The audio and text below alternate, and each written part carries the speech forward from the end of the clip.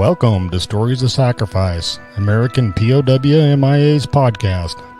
The voice of the missing in action and those that are buried as unknowns in our national cemetery. I'm your host and lead researcher, John Bear.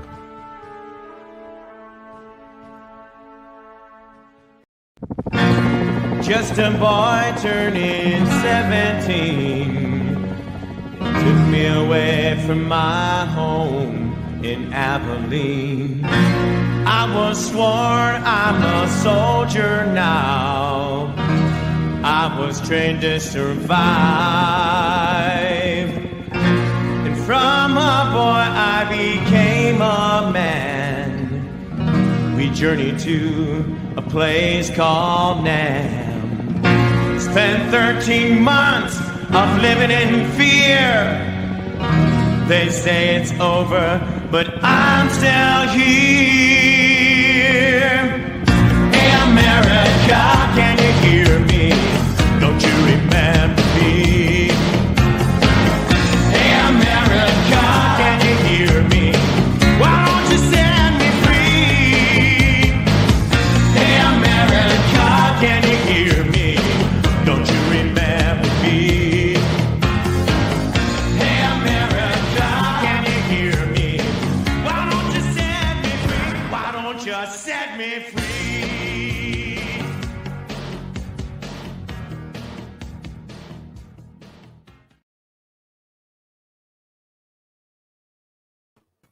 Welcome, everybody, to Stories of Sacrifice. Tonight I've got David MacMillan with us again, and we got a special guest tonight, Mike Henshaw.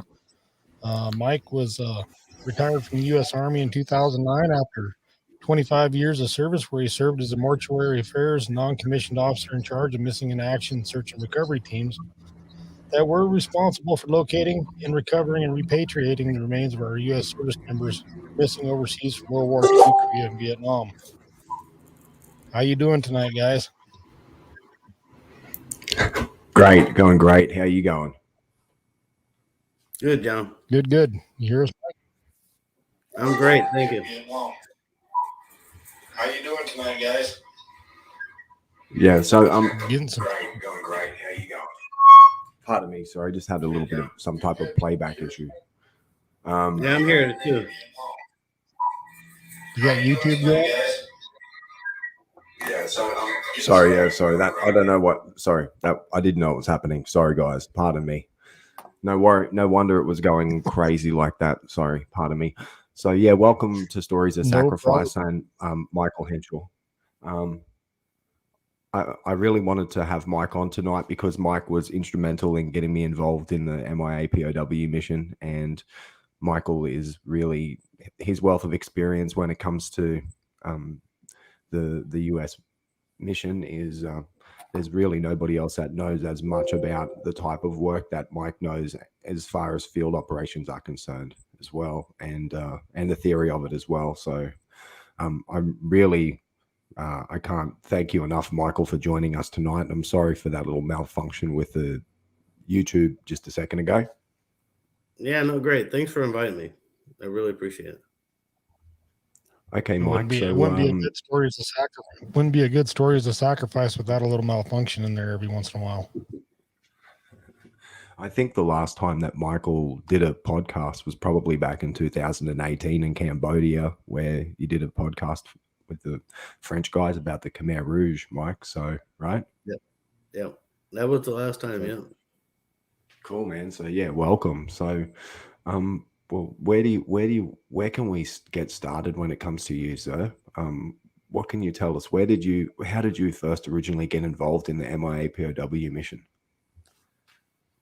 I was in the 25th Infantry Division in Hawaii in 1995, and I was at the end of my tour there, and I went to re-enlist, and they offered me a huge bunch of jobs, and one of them was cavalry scout, which I was before.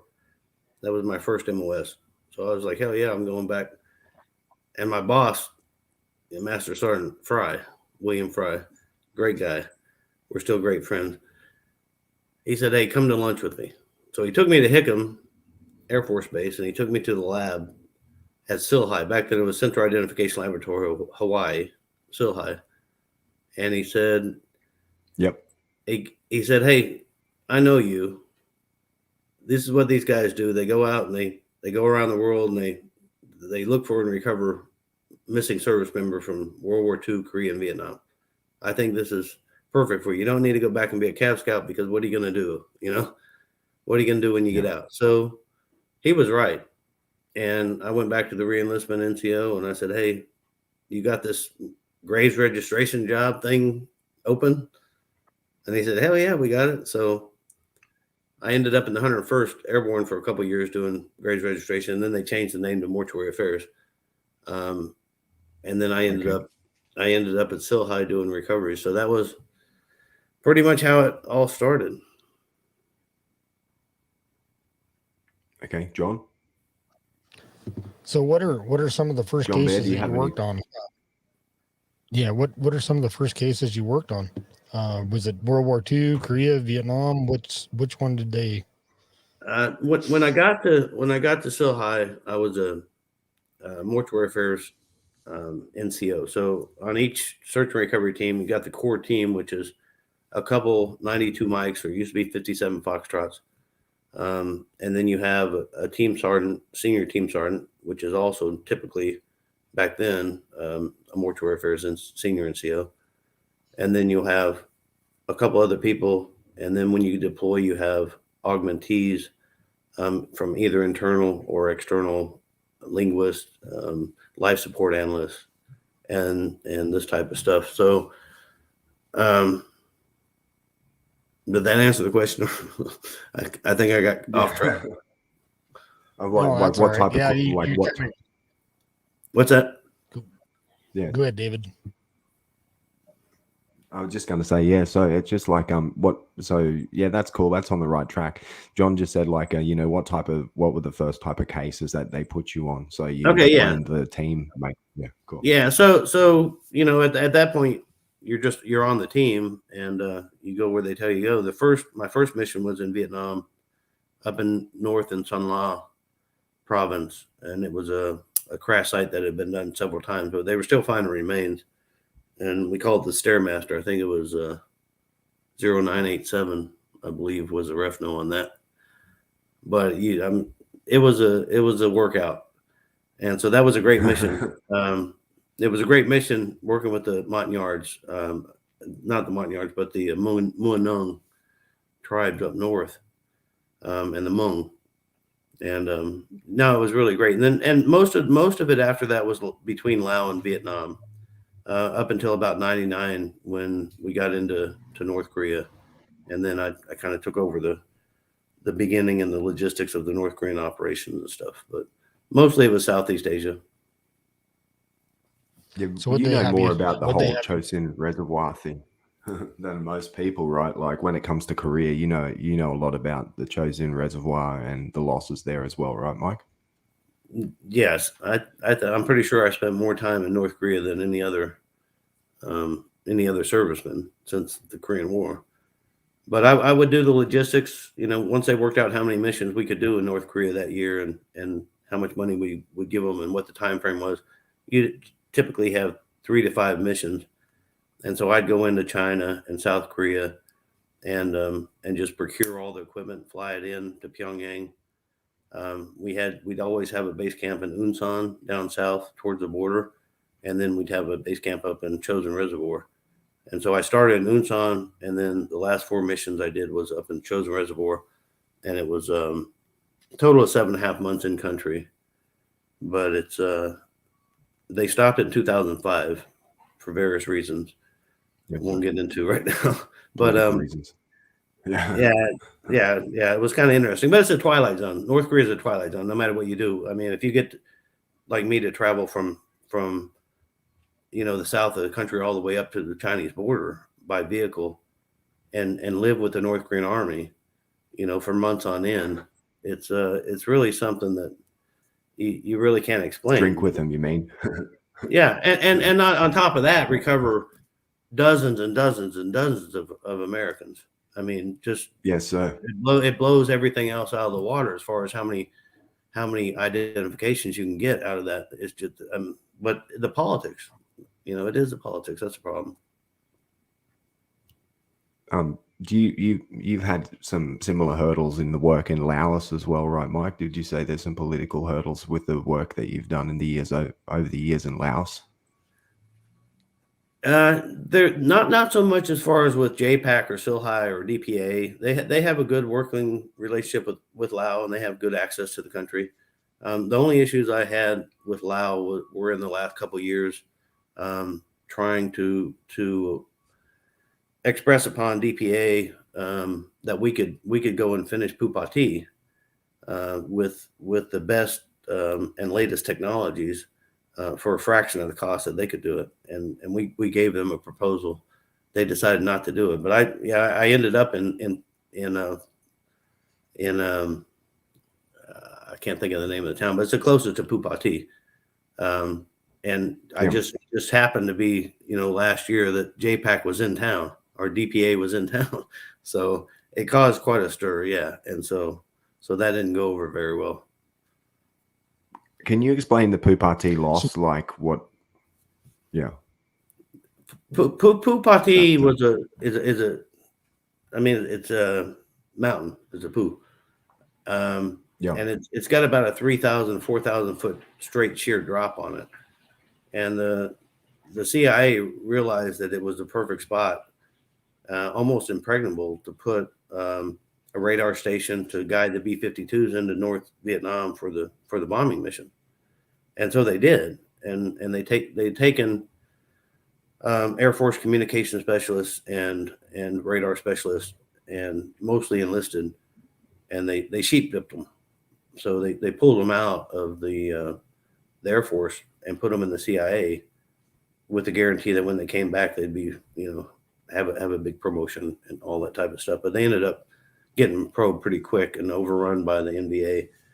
And so they had thrown most of the bodies off the cliff. And at 3,000 feet, the search has gone as far as it can with the cliff and the top and the bottom. But if you're going to get IDs, it's going to be on the cliff side. And so, with LiDAR and other types of newer technology than LiDAR, and with drones and recovery drones, remote sensing, specialized cameras, we could have got the ID done. So I gave them a proposal, and they said, okay, work with the University of Chicago at Illinois. And I did. And I told them, hey, I'm going up there doing a recon. And next thing you know, it all kind of fell apart because it was bad timing. And DPA was worried about the relations with the Lao. But the fact is, we could have got it done. It would have been done by now. The whole thing, the site would have been closed, but they keep dragging it on. I'd say we have a similar John Bear. Yeah, John Bear, we have a similar situation. Michael and I have a similar situation with the lost location of Jerry Shriver and Maymort. We know that with the technologies that we use, and we know our abilities, our capabilities, and we knew that we could easily clear that within 2 or 3 days if we can get Michael's GPR out there on the ground there. So it's a similar thing. You get right up to the line, to the wire, but yeah. And we gave DPA proposals for all these sites. We gave them proposals to clear up every MIA loss in Cambodia and POW-MIA and several other sites, and also gave them a proposal to contract out to go into North Korea. And you're talking about with seasoned professional anthropologists and mortuary affairs guys and EOD techs and medics and everything else that have already been to North Korea, and gave them a proposal. The answer was, you're not allowed to speak with the North Koreans. So is this a common theme with the DPAA on? Yeah, they're so controlling. They can't get outside the box. And honestly, if somebody's going to show you how to do it cheaper, better, and faster, you don't want that to go public. So it's easier just to squash them and shut them down than to let them do some proofs of concept. And we gave them, Dave and I gave them plenty of proofs of concepts, and they were proven. However, Right. You know, it's the hierarchy. I'm not bad mouthing the mission at all. I will never. I've done it for years. I spent most of Yes, my sir. life doing it. I still do it. Or You the have a or the mission. team members that go out and do it. However, Yes, when sir. you get to the political side of it and the hierarchy, yeah, a clean broom sweep clean, right? A new broom sweep clean. Get rid of them and start over. Yeah. Yeah, it Yeah, doesn't I seem think like it's the like a, reorganization did much good, though. No. well, I'd say I think it just comes down to big bureaucracies. It's always difficult. There's always a lot of moving parts, but there's similar issues that we have. You know, it comes down to the lines of communication, when the lines of communication end on particular issues. And when it comes to the recovery of the Japanese individual that our team found back in 2010, we've been experiencing something similar to that, haven't we, Mike? Trying to get people to find family reference samples and test. Yeah. Would you say that's fair? Yeah, very fair. Yeah, exactly. You Yeah. know, So when you get the political side of it, it impedes the whole thing. Dave and I were able to get around to the chagrin of some of the hierarchy to get to the family members, to get the familial DNA samples, and one of them was Koki Ishiyama. And so that's a long story that Dave had already gotten into, but that's an interesting story too. But it's going to take more than the 2 hours we got to do it. yeah, and I mean, probably the story about them getting that FRS in Japan, we can't talk about that either, but that's probably a fascinating story too. But yeah, the end of the line is we went as far as we could, and Michael secured that family reference sample from the Ishiyama family, and then we found out from the lab approximately like a month later that it was that they did the comparison between Koki Ishiyama's sample and the remains that I handed over to them, and that they said that it wasn't a match. So that's how now we've landed on the Taizo Ishinose thing. And, you know, that's what I'm trying to do essentially from doing this podcast series. I know that from the metrics that John has, that there's a lot of people in the US government that listen to this podcast when we're doing it. So, you know, I just want everybody to know that as we said, we're not hostile. Nobody here is hostile towards a mission in any way or anybody. So we're just talking about these things in a way that we're not divulging any classified information, but we're talking about something that's very important. And it's very important to Michael and I that the remains of this person, this Japanese individual, are identified and that person is repatriated. And this is the way any investigation, research investigation, on the ground investigation, and a recovery operation go. You dwindle it down. If you don't find it, which you don't, the absence of findings is findings in itself, right? So yeah, right. So you dwindle it down until you get to the point where Dave is at, and he's got to dwindle down to where there's Taizo Ishinachi, and it couldn't be anybody else. And that came from all of the DNA from the Flynn case, and the DNA, the Hapalong groups, and the DNA from the Koki Ishiyama's family, and down to where we are now. It's a process of elimination, and we've reached the bottom of it, and it's pretty simple. But there's no assistance from the government to get to the family, and that's the problem. Yeah. Well, one thing I have another FRS. Yeah, the one thing I keep asking through this whole thing is where's the Japanese government in all this? Well, and that's right. Therein lies the problem. Therein lies the problem. You try to do the right thing and wait them out and ask them to go and use their political powers to do it, but they don't. It's the same as North Korea. You know, I got denied to go to North Korea to talk to the North Koreans about doing recoveries, period. As an American citizen, I got a denial from the State Department. But when I went to Joseph Yoon and I told him I got the denial, and they said it wasn't in the best interest of the U.S. government for me to go and talk to them about doing private recoveries, Joseph Yoon said, if you can get them to agree to a meeting in Pyongyang, I will facilitate your travels. And so Joseph Yoon outweighs DPA and the State Department, the people that at least that I talked to. And so that's the point where we're at. But the problem is you don't want to usurp them. Like we don't want to, like Dave was talking about, we don't want to go around it. We want them to go and do it. Just like go talk to the Ichinashi family and get a DNA reference sample, a family reference sample. Let us go and talk to North Koreans.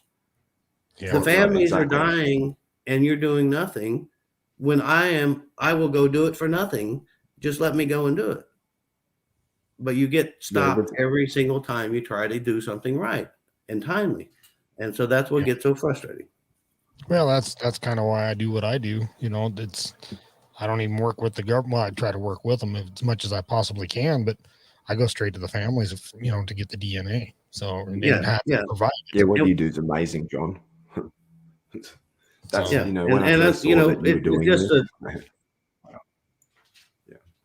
Yeah, it's just that from my side, I just don't want. I want them to do it. I want to, make a request, and it makes sense, and they just do it. But it just never seemed to happen. So I think pretty quickly there's going to be another option to go and make some more attempts at doing the things that we just need to do, regardless of whether or not they like it.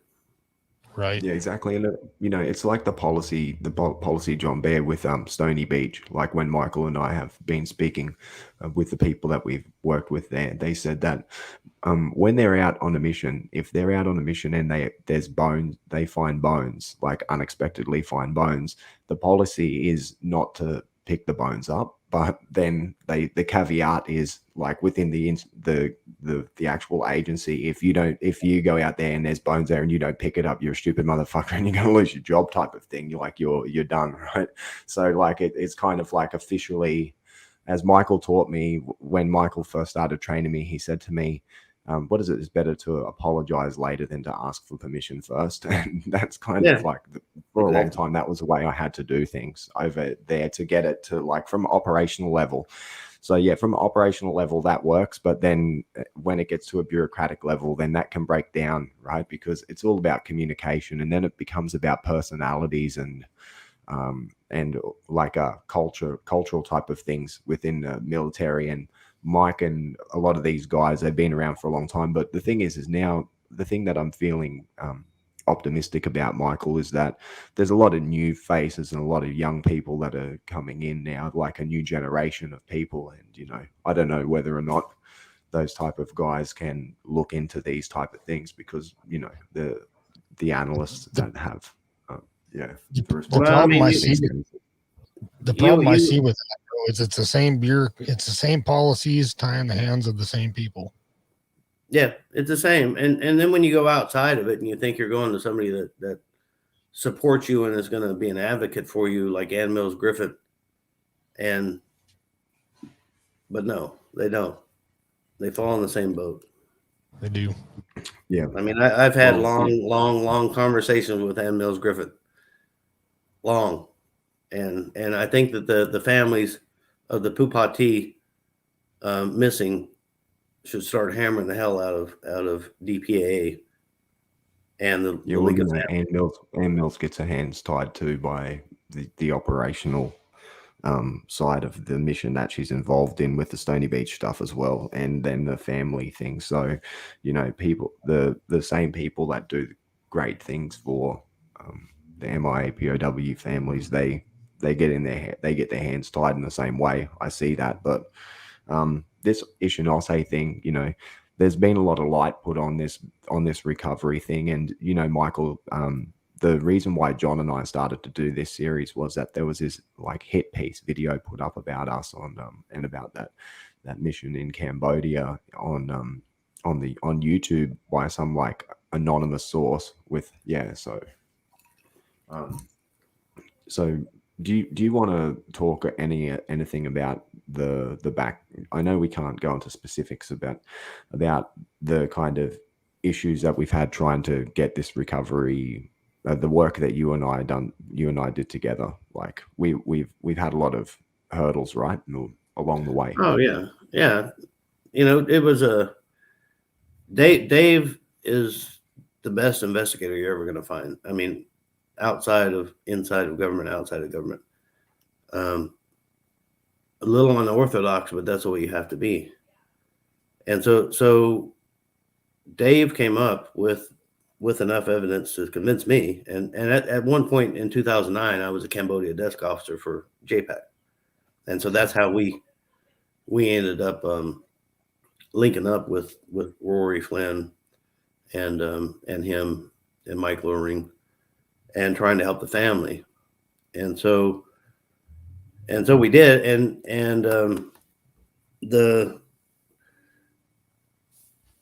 So we started talking about, how are we going to do the recovery? So I started training Dave about what I know. And we always have archaeologists, anthropologists with us, but you have two things. You have a formal recovery in the field, and then you have mortuary affairs. And so mortuary affairs just doesn't do MIA search and recoveries. We go out and combat anywhere in the world. And I've recovered remains from every type of military aircraft you can imagine, off the battlefield, from everywhere. And so there's a certain way you go about it, a certain methodology.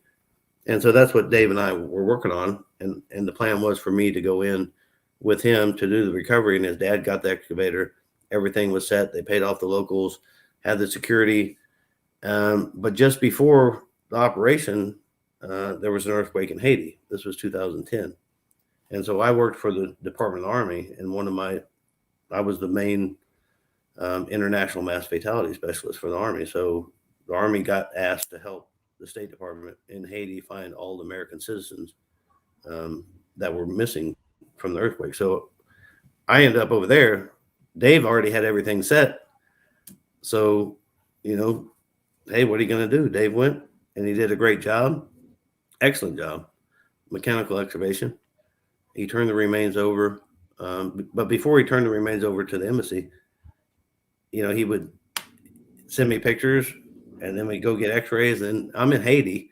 But the good thing is I'm at a DMOR, a disaster mortuary response team facility, that we had all the forensic we ever needed to do identification. So Dave would go in Phnom Penh and get an x-ray of the mandible and photos and this and that, and he'd send them to me. So I'd bring in our forensic odontologist and say, hey, I'm not going to tell you anything about this, but what do you see? What do you see? And their answers were late 50s, early 60s, probably Eastern European dental, but it was used sometimes in Asia, other places. So that information went back to Dave, and it's exactly correct. So when you look at the dental work on the mandible, it's not something you're going to find in a Cambodian. And so process of elimination, and It's brought it to Japan. see what he does, a great overlays of Ganache's jaw. Thank you. Can you hear me? Yeah, Can you hear me? I think the internet just went a little bit weird again. Okay, sorry. Can you you said about the overlays of the Ichinose jaw. Yeah. Yeah. So they do these great overlays of the live Ichinose and the mandible and the dimple in his chin, and and his history. It couldn't be anybody else. And so the only thing,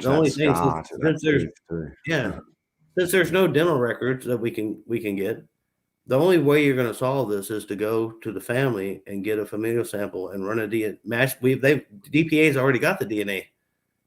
So all you need is a familial sample. It's a FedEx package. Doesn't the family already think they've already recovered him? Yeah. So that's who they have. There's no doubt in my mind that it could be anybody else than Taizo Ichinose.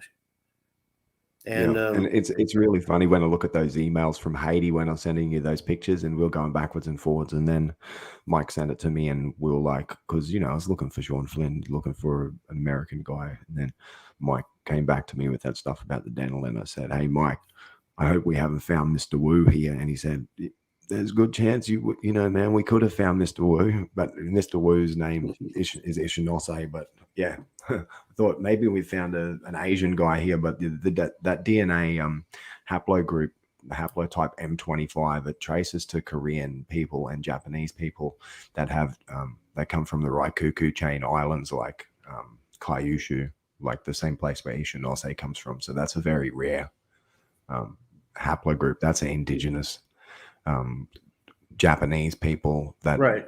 they're mixed So kind of like Caucasoid. Yeah. Yeah. So you have, when you look at the haplogroup, there's about a 23% chance that it could be Cambodia. There's a 77% chance that it's either from Korea or Japan. And so that's the way that the study goes. It breaks it down. So what I had done was gone to DPA, to the lab manager, and said, look, you got this new isotope testing machine, and this thing's great. They spent $10 million on it. Exactly. And what it does, you put a sample of the bone in it, and it breaks it down into minerals from your first 10 or 12 years of life. And they've done so many studies around the globe that they can kind of pinpoint. So say you have 4 remains and one's from Milwaukee, and you do DNA analysis on, or this isotope analysis on all 4 of them, one of them is going to come back and say, here's a circle search of about 10 miles where this person grew up because of the water that they drank and the air that they breathed. Yep. So I went to DPA and I said, well, why don't you just take these with your new machine and do the isotope study? And I bet you it tells you it's from the part of Japan where Taizo Ishinashi is from. But they won't do it. It's not going to hurt anyone either as well, Mike, like trying to do something. Yeah, it's not going to hurt. It's not going to hurt the reputation of anybody for them to do this. There's absolutely no reason for people not to, for the organization not to look into this, and for anybody who can help to not help us try to, to help us try to get this thing done with like this ID done with Taizo. It's been now almost 11 years. So, it's been 11 years. So 10 years, 11 years. So, Mike, where's the pushback? Is it the policy, DPA's policy, that because he's not an American citizen, that they're not going to look at it any further? I think so. I think that's mostly, and it's similar to Sean Flynn. It's not their priority. He wasn't military. Dana Stone wasn't military. They get a lot of the stuff that comes in, and some of the stuff is more recent. They do current death type of stuff. You get bones from the desert. Oh, it may be a French journalist. It's gonna get shelved a little bit unless you get some political pressure behind it. And that's where I was saying about the League of Families and Anna Mills Griffin. They could do a lot more than they're doing. She's going to retire, which is fine. I think it's good. I think it's time. They recovered, ID'd her brother.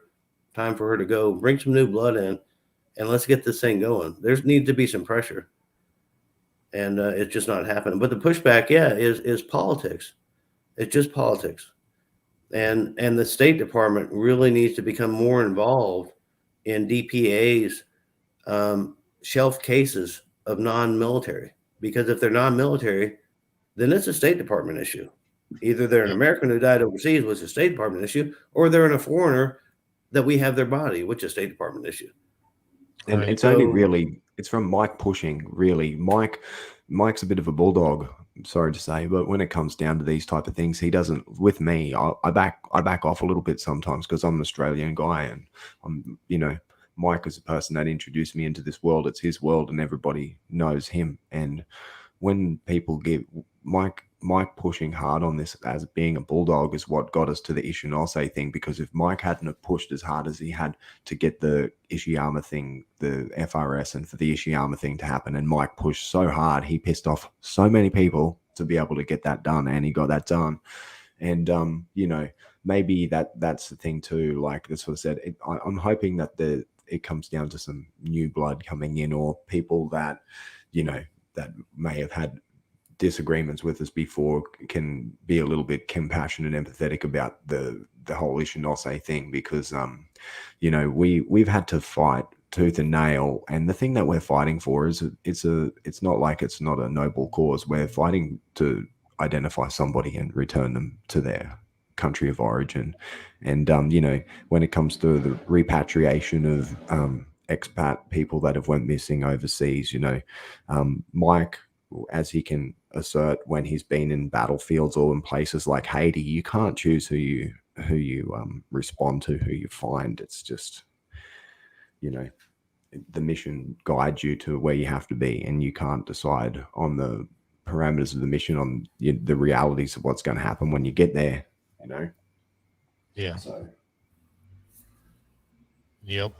So, what's going on with the initiate? I can't even say his name half the time, but with his family, has anybody, have you heard anything? Ishinose?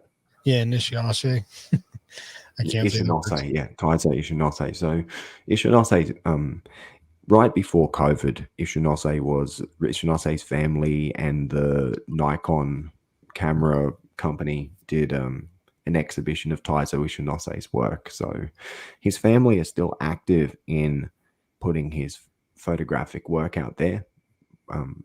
I have been unable to make contact with them. We've had some people trying to make contact, but it's always much easier if you have some type of assistance on the government side to secure that FRS. But as Mike said, it's just a matter of sending something out in the post, the FedEx package. So hopefully we can, through this process of talking about this, that we can, start to, I don't know what our chances are. Maybe I'm too optimistic. I should be more realistic, but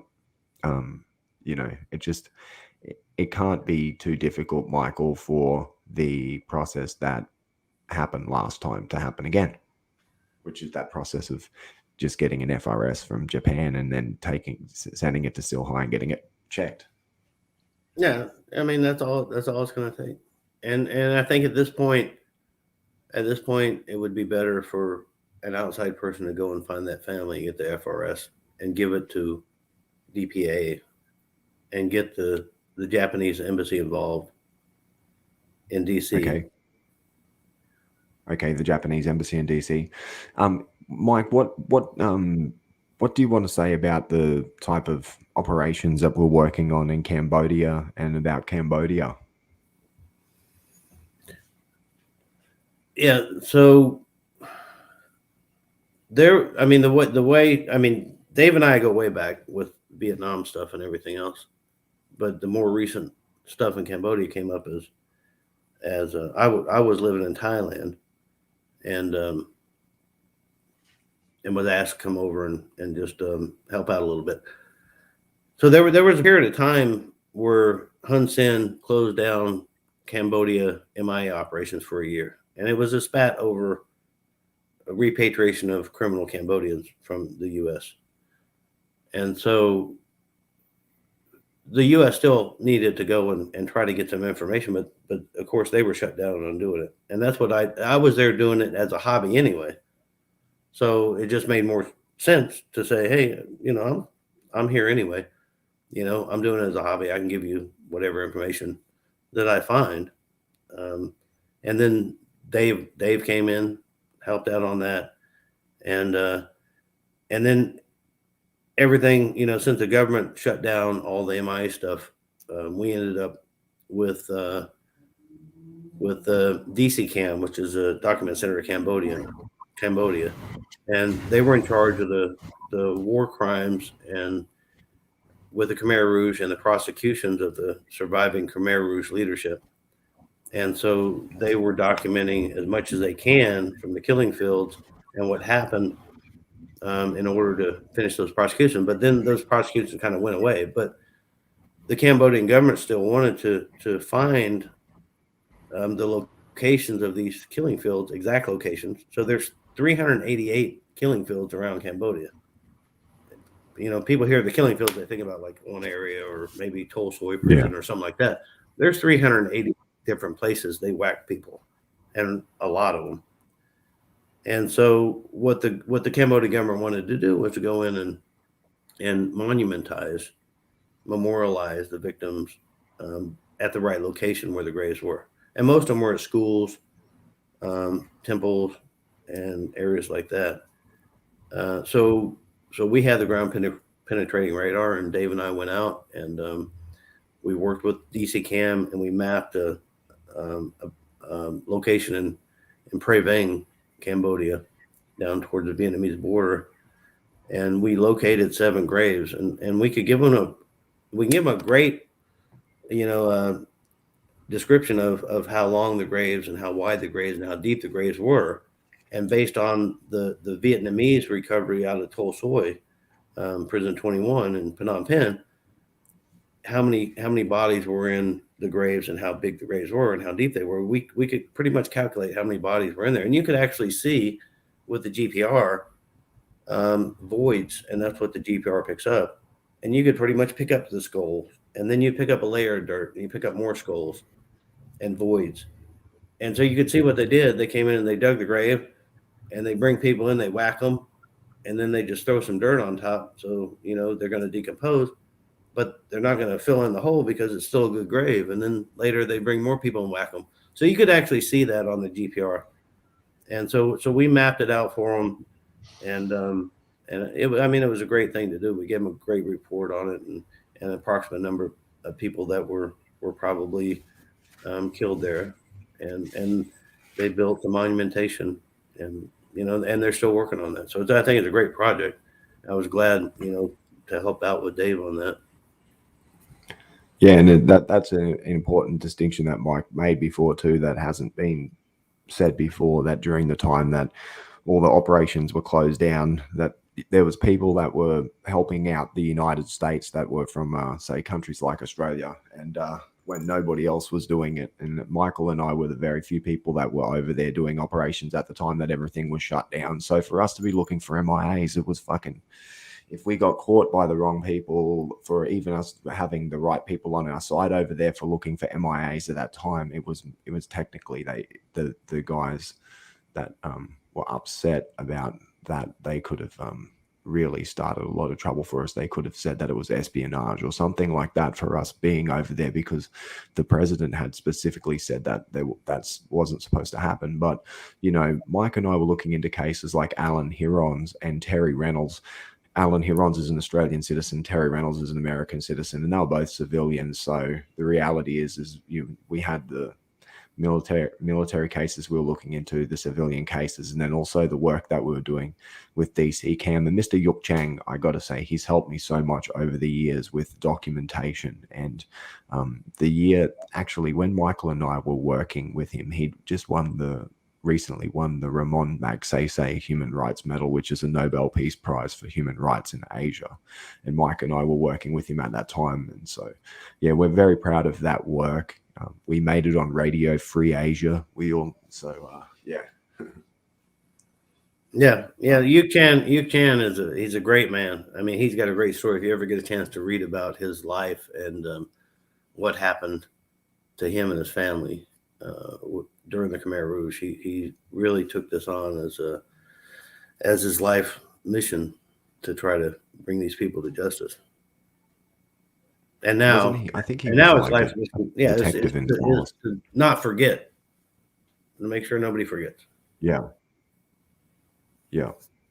He's the work that he's done, like as you said, I think he's been DC Cam have started doing more of those memorials around Cambodia, from what I've heard, Michael.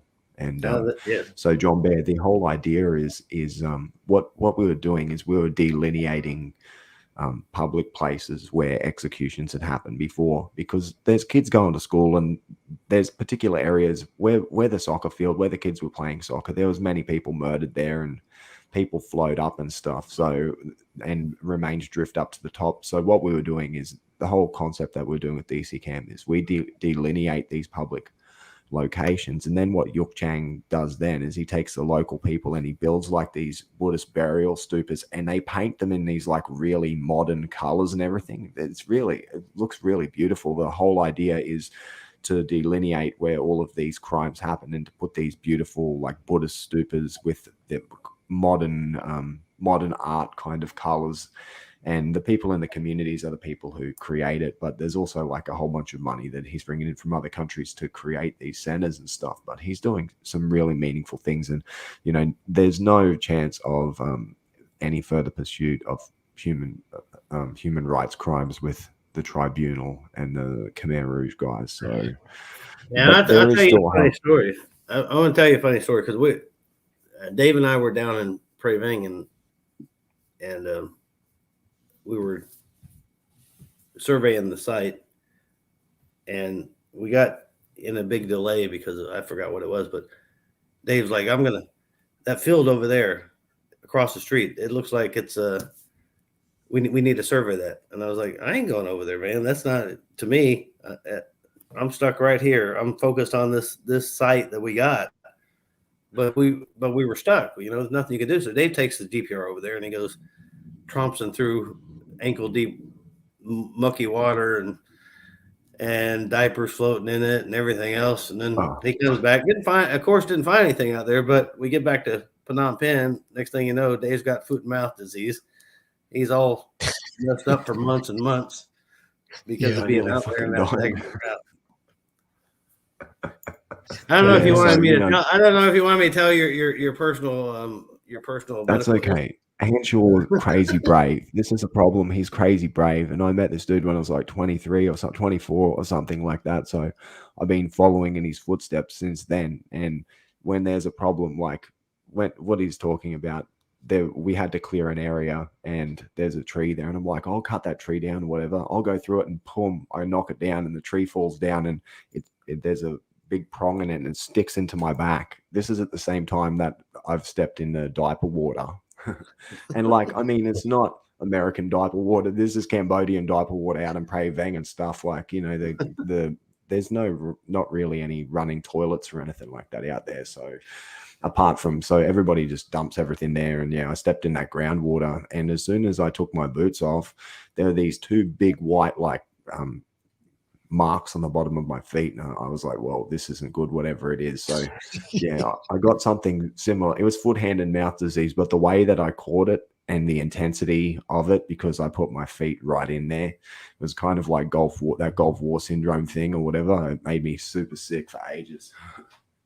But it was fun. It's all you need stories like that. We got stories about malaria and dengue and whatever else you can think of. Yeah, and stories about in Cambodia and North Korea and Mataharis probably as well, Michael, as well, but we're not going to get into that. And Vietnamese and Laos. Sparrowhawk Global, guys. Yeah, cool, man. So, Mike, John Bear, do you have any questions that you want to ask Mike? Just kind of keep going with some of the case or some of the things that you've been on. I mean, so you've taken part on both intel gathering and also the recovery. Is that correct? I've been on investigation teams, but that's more in a leadership role. I have no background in investigation, and I'm terrible at it. I'm good at leading the teams, but I prefer the recovery side of it, the operational side, logistics side. But pretty much. Dave is the expert on this intel stuff because I can't do what he does. Well, I'm sure you got some stories about Russian helicopters, don't you? I do. I got a lot of stories about Russian helicopters. Some Mike, good, some bad. Yeah, exactly. So can you talk about the situation that happened with was it the Det number 2 or the team that had the crash and when you So I was the logistics NCO. So back then you had JPAC and you had JTFFA still. So before you had SILHI and JTFFA is Joint Task Force Full County. They were up the hill at Camp Smith, and they focused by government charter, on strictly Vietnam War losses. And then you had SILHI, which we had recovery teams, and we had all the linguists and all that stuff. Well, JTFFA had the linguists, but we had everything else. So they would augment us going on mission. So you get the linguists and you get any intel analysts and stuff that came out of Joint Task Force Full Accounting. But that's kind of the way it started. and then you end up going into Vietnam on the mission. You get assigned a mission, you go do the recovery mission, and then you bring the remains back, and they'd end up at the SIL. But I think I missed your question, Dave. The helicopter. Oh, the going down. helicopter crash. Yeah, I was trying to avoid that. That's why. Yeah, I But know, anyway, I'm sorry. so no, we I ended up working with JTFFA at the DET, for 7 months as a logistics NCO. So I had Colonel Corey there, who was my boss, Rennie Corey, Green Beret Special Forces Colonel. He was a detachment commander, and I had Major Martin, Air Force. He was XO, and Marty Flynn and Pete. So everybody that was there. So all of us lived together at the compound. And we would go do investigations and I do logistics in between the missions. I do logistics while the teams were in. And I ended up Colonel Corey got me extended there. And then North Korea operation came up, and they said, nobody else could go and do the logistics for North Korea. So that was going to kick off in early April. So this was March when we got the word. So you had to kind of just leave and go to China and South Korea and get all the stuff ready. But Colonel Corey's like, hey, I can get you to stay. And I'd love to stay, but nobody else can do North Korea. So I left. And then a couple of weeks later, they were doing a investigation up in the Central Highland and crashed. They were all killed. I was actually in Seoul at the time, and then ended up in the base camp in North Korea for 66 days. So it was kind of rough, when everybody you lived with got killed, but Yeah. not much you can do. But I'm still in touch with all the families and stuff. Yeah. I think we just passed that anniversary here not too long ago, didn't we? Yeah, April 7th, 2001. Yeah. Yeah, so So that was a big deal, for the community there. And actually I think that had a lot to do with JPAC had just been organized, and I think it had a lot to do with pulling in JTFFA and JPAC into DPA and getting rid of the two different groups. Right. yeah. No reason. So Two yeah. people doing the same thing. Yeah, and from a political point of view too, I think that changed the relationship between Vietnam and the US. It made it closer as well, because there was many Vietnamese military personnel and US personnel that perished together in the same. Yeah, there were 9 Vietnamese and 7 American, and the only one I didn't know out of all the Vietnamese and Americans was the new incoming commander, Colonel Martin. So Colonel Corey was leaving. I think he was going back to Fort Bragg or the Pentagon or somewhere, and Colonel Martin was coming in. So they both got killed. So the outgoing commander and the incoming commander both got killed. And then, but it did, when you had 9 Vietnamese and you had Colonel Bien, he was actually a general, but he couldn't do the mission as a general. So he got paid as a general, and he was a general, but they'd always call him colonel because he wanted to keep doing the mission with us, and he couldn't do it as a general. But he ended up getting killed there. He's a great guy. Dedicated people. And so every anniversary they go up to the crash site, and there's a monument up there in Vietnamese and English. And so it did a lot to bring them together. But I mean, at that time the relations were really good anyway. Yeah. Yeah, and that's the thing. US and Vietnamese relations are very warm, and not a lot of people know that, but America and Vietnam have great cooperation. Vietnamese, the VNO SMP, the Vietnamese office seeking missing person, and the US MIA office detachment 2 in Hanoi, and it's the same in Laos. There has never been any big issues. These guys go and live with us in the jungle. I went over to Vietnam in 2019 at the request of the Vietnamese, and I don't know if I told you this, Dave, but I get a call or an email from a Vietnamese guy that says, I'm Vietnamese. I live in Phnom Penh. Okay. But I'm very interested. I heard about what you're doing with the GPR, and I would like to come work with you for free. Cool. So I can learn. And so and I talked to Mike about it. I was like, man, this don't sound right. And Mike's like, yeah, no, fuck that motherfucker. It don't sound right. You know how Mike is. I was like, all right. So I blew him off. And the next thing you know, I get a call from a Vietnamese colonel in Saigon saying, hey, can you come to Saigon and have a meeting with us about helping us recover our missing? I said, yeah, I'll come over. So I go over there and we have a meeting at this hotel and we start talking about the GPR, and they're asking me like really pointed questions about what about rocks? Will that mess it up? What about groundwater? What about roots? And I'm thinking these guys know more than they're saying, about GPR stuff. And I'm like, yes. But if you know what you're looking for, you can differentiate. And finally they came out and said, okay, so here's the deal. We paid $75,000 for this Italian GPR. And the American said that there was a mass grave out the end of the runway. And we went out there with the GPR and our guys. And so they gave it to the Saigon detachment of the People's Republic, the POW. And they couldn't work it out. And they couldn't find it. And so the colonel that was in charge of this, and you might know him, but he's like, I believe the Americans that they buried it here, but you can't find it.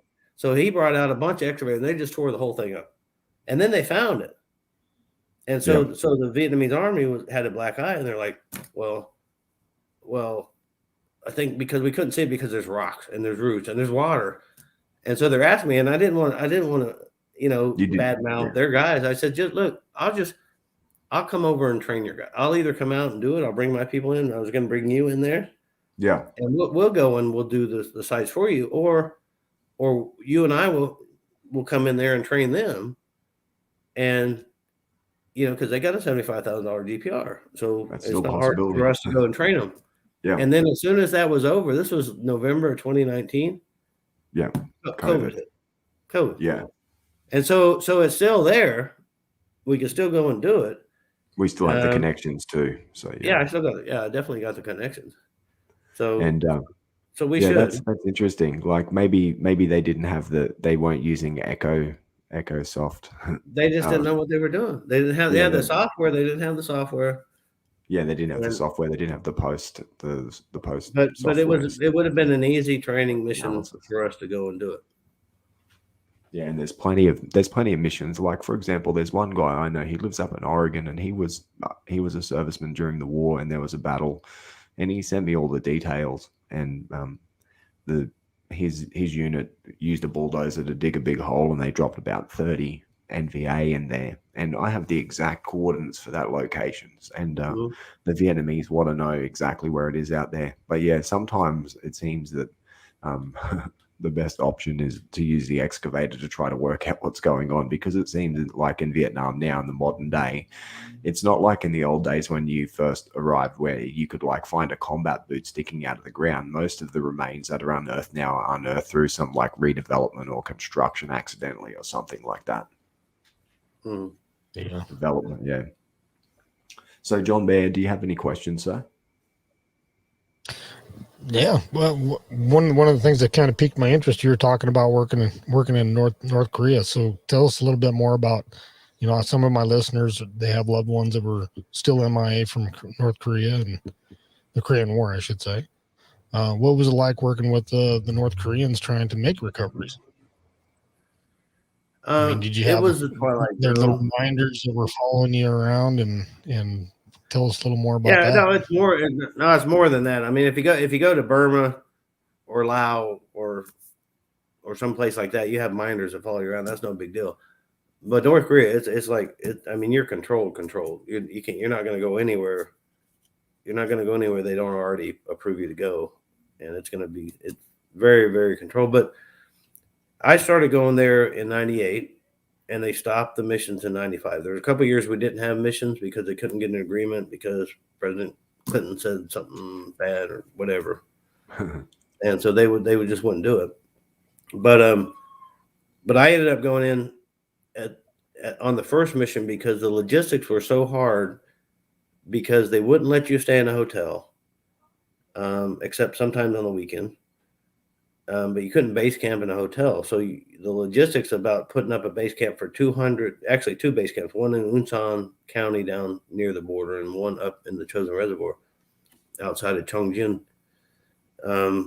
were very, very, very difficult because you had to get the equipment and you had to look at whether it's your stuff, your plumbing, your electrical, everything is metric or standard. What can you buy in the States? What do you have to go to South Korea or China to buy?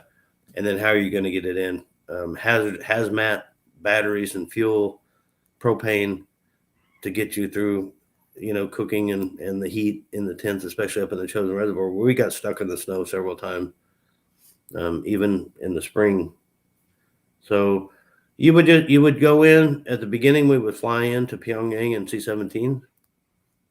And then we would have other airplanes bring in our equipment, but it was so sparse that it was really living like pretty much like you would in the Korean War, at the beginning of the Korean War, in a pup tent at the very beginning, and knowing that I was going to end up coming back all the time, I said, we're giving the North Koreans a lot of stuff, vehicles and fuel oil and vegetables and everything else, and $5 million a year, to let us come in there.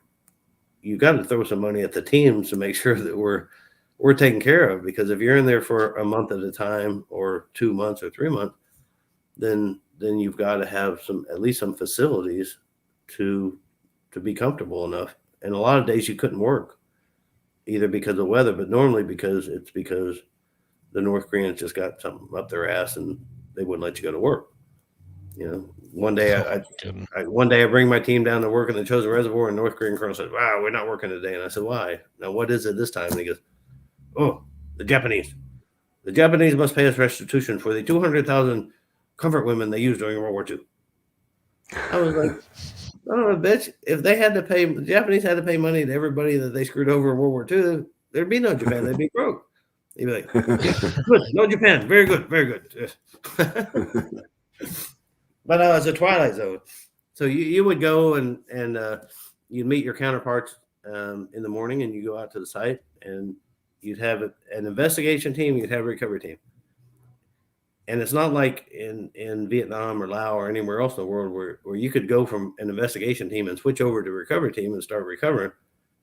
Their definition was, this team can only do investigations, and this team can only do recoveries.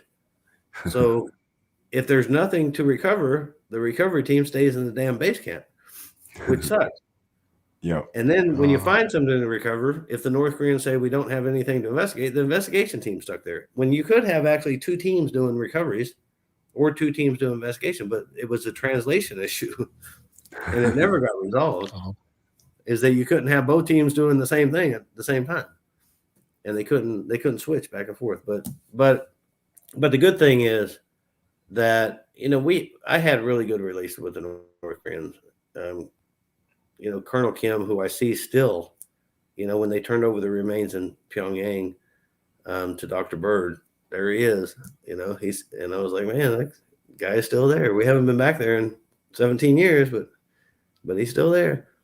But I had great relation with him. I've got some things that not many Army NCOs can say. Here's some souvenirs that the North Korean Army gave me. But little stuff, chopsticks, silver chopsticks, things like that. But I think it was going fine, and we recovered so many remains. I mean, we're after trying to pull teeth out of crash sites, and doing stuff in the South Pacific.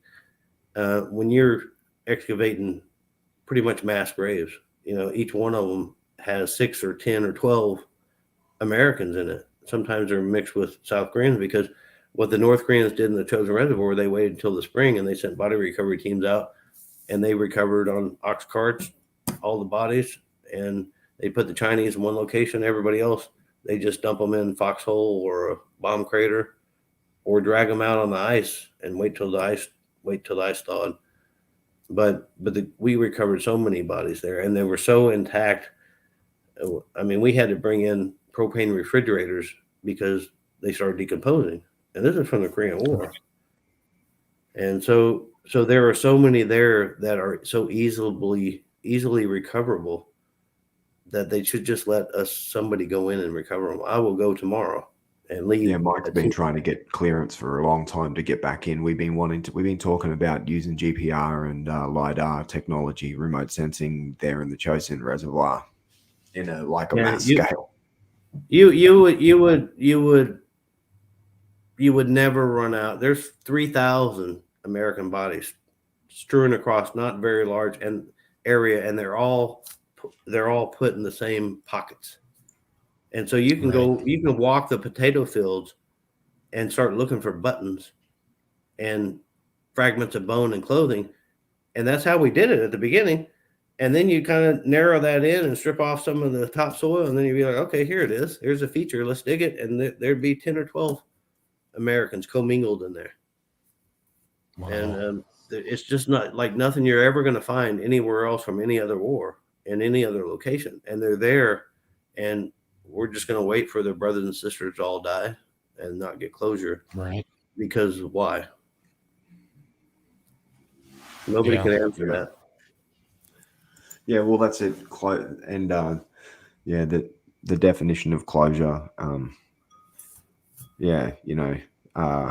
With this job, there's probably not much closure, and it's very rare that families get to see closure. But that's what we're trying to.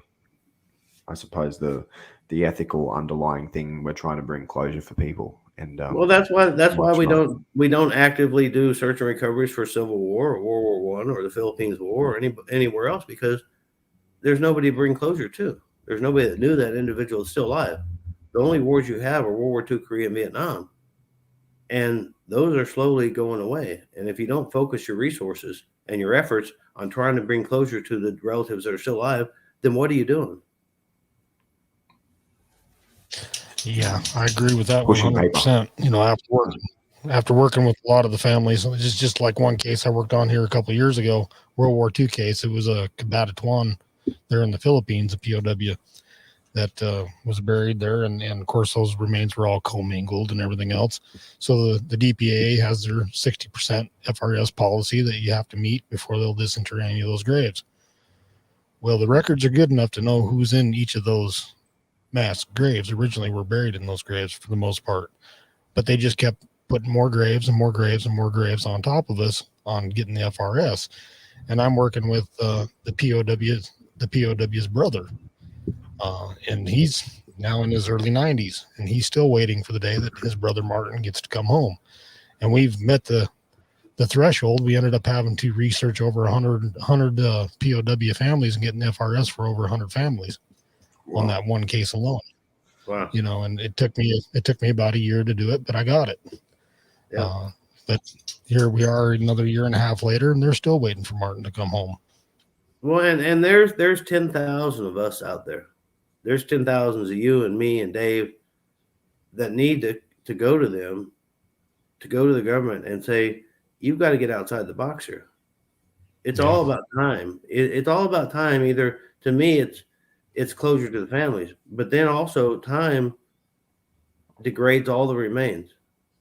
Yeah. It's less DNA they'll be able to extract, and the more time goes by, the less DNA there is. I've been on sites where you have a full skeletal remains, everything's intact, all the personal effects. And I've been on sites where you see the soles of the boot and the belt buckle and the helmet, and there ain't nothing in between. And it doesn't take very long. One akimbo, like wet season, dry season for 40 years, and it's just going to be like compressed desert, and you're looking for a target that's going to be 1.7 meters down there. We know exactly what it looks like. So Mike and I, with our team, we could have rolled up, and the first mission was supposed to be Jerry Shriver's operation out in Maymort there, but we could have rolled up because we had all of those lost locations all very clearly laid out to us, and we could have rolled that up in the maybe 1 or 2 dry season windows. And that's the reality of it. You'd probably say that it would be 4 or 5, but like, you know, if we had a good run at it, we could wrap most of those cases up in a couple of years, just getting out there with the GPR, because the GPR saves so much time. And I can't stress about how useful a tool ground penetrating radar is, John. Like, and in the future with after COVID, I think there's probably going to be more people that are willing to go looking into these cases, like family members and stuff that have been locked down, that have been even more frustrated by the process. So in the future, I want to continue to work with Michael and with ground penetrating radar, because I think that it's the only tool at this point when you're looking at history, being on the wrong side of history, like we're talking about with time and environmental factors. Like, GPR is the last chance, and we can find it. We pretty much worked out when we went to Pravang what a Cambodian grave looks like, the remains of a grave on the GPR of a Cambodian person. So an American person or anybody else is going to be the same. It's just going to be, the target's going to be a little bit larger, a little bit smaller. So Right. yeah, just talking about GPR, Mike, and how it's a great tool, and what we've been able to do with it so far. We identified the remains of approximately 100 location of the remains of 188 people on that Pravang mission, and I wanted to just say, like, the thing that we were able to learn there is to be able to show that we've been able to identify something, and then also to be able to present the absence of something. Like, we're able to show you with the GPR data, like a field that is empty, that it just has like a few tree roots in there, and then we're able to show you like a field that is super hot with like maybe 42 graves in that 42 individuals buried in that one mass grave. So yeah, so we can I tell mean, the difference between something and nothing.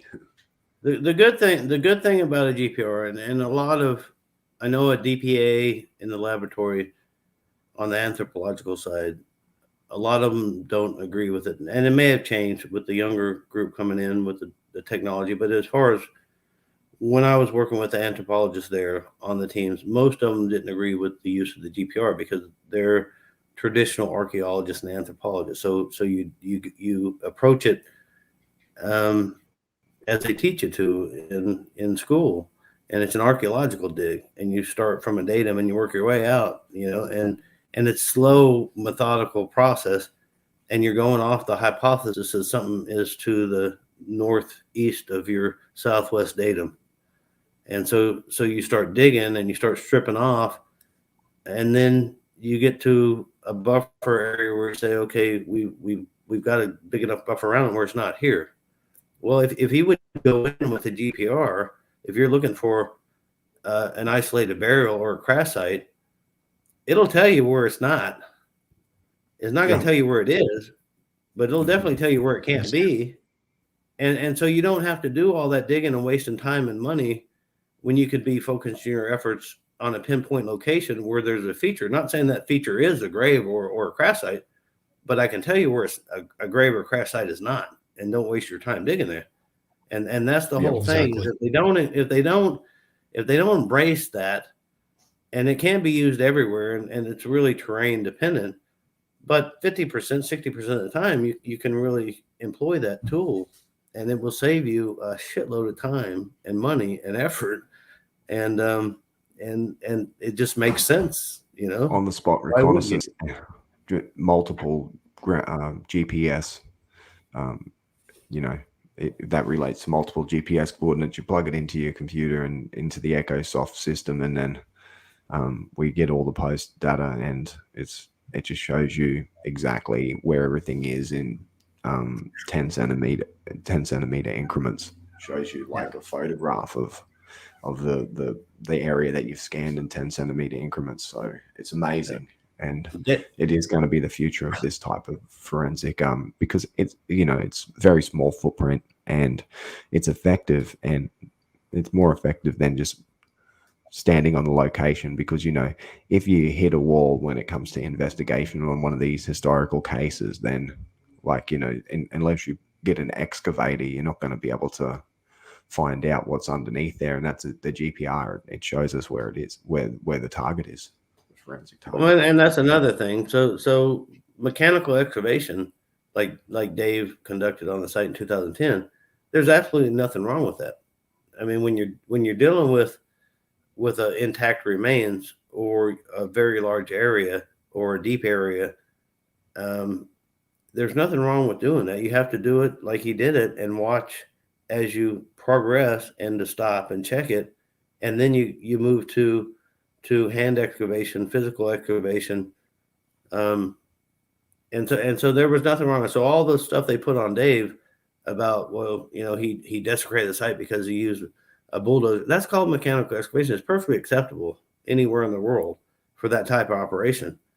But you can minimize that by using the GPR. And Dave went to school for the GPR in the U.S. and then both him and I went to Singapore to learn how to use the GPR for isolated burials, and which is a very fine skill. It's not like, I mean, you can use the GPR for finding underground pipes and utilities and all this kind of stuff and marking stuff and being, Ma Bell or whatever they call them nowadays, but it really is to find burials is a specialized skill. And the only way you're going to learn it is to learn the GPR and then actually go out in the field and do it. And if you're not using it like DPA isn't effectively using it, then they'll never get the skills to even solve any cases. Yeah, it has to be like at least a 3-day exhaustive effort. Like, how we did it before. You would come in and you would use your skills to set everything up and clear everything, and then we'd dry it out. And then, it's only a 2 or 3 day operation to say, is there anything here? Well, no, there's nothing here. Oh, well, there's something here. It's at this depth.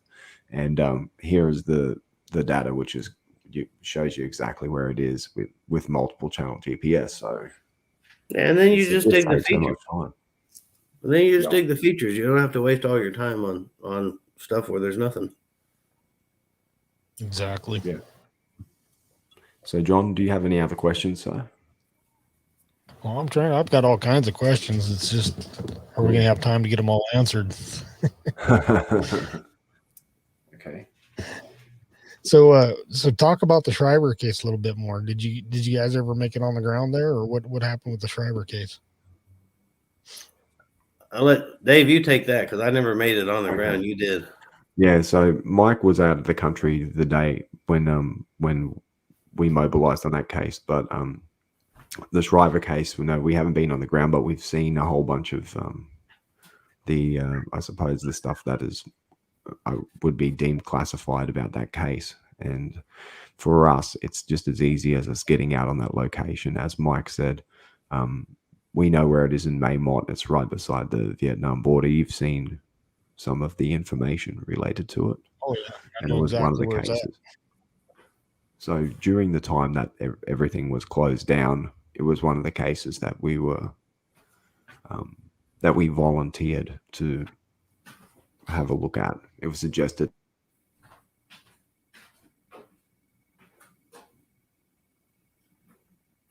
I think you hit mute there, David. I think you muted yourself, David. David, you muted yourself.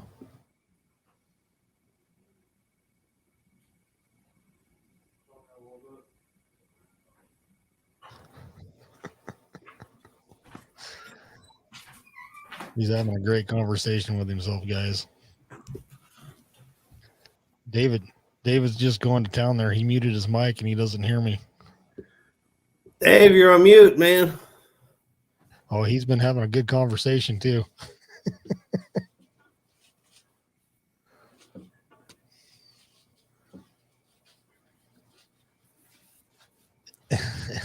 It's the mute on StreamYard, David. On your screen. He can't even hear us either. He's got both his mute and his volume off. Yeah, I tried to unmute it, but it won't let me on my end, so. All right, well, we can go on. Dave will come back. Yeah, once he notices. He's There trying it to figure it out. is. Yep, I'm There back. it Can you is. hear me, There- guys? there Sorry. you are. Boy, you were having a hell of a good conversation there, buddy. You got to Oh, start over.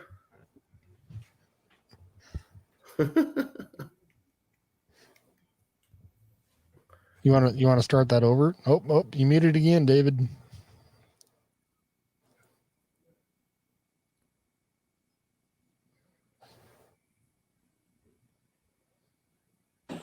There you are. You're back. We got you, buddy. We can hear you, Dave.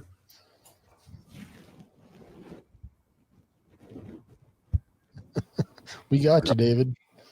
Oh, We can hear him, but he can't hear us. yeah, exactly. So he was talking a little bit about seeing some of the classified info on the Schreiber case. Now that brings up my next question: is why is a lot of the stuff still classified? Yeah, exactly. And I don't think it has nothing to do with the Vietnamese. It has absolutely nothing to do with the Vietnamese. This is all on us. So I have no idea why they would have kept all that classified for all this time. And you would think, isn't it after 50 years it's supposed to be declassified? That was my understanding. So we're about there. He was texting me there, so he says he's out. I told him come back on. Yeah, that picture you have on the Facebook behind you, that's actually on PP Island, Thailand, after the tsunami in the late 2004, 26 December. So I led a search and recovery. We had two teams. We had my friend Master Sergeant Bryson, and he led the Guys. fit team. So we had the fit team and we had the fat team. So we deployed over to Thailand to look for the missing Americans that were killed in the tsunami in Phuket and PP Island and that whole area, Khao Kalat. And we stayed over there a while. But that photo was actually on PP Island where the tsunami had come in and taken out that whole area. There was quite a few people missing there. So that was a very interesting mission. Yeah, that would have been. That'd have been really interesting. Really interesting. So, how many recoveries have you done in Laos? I don't even. I have no idea. I was the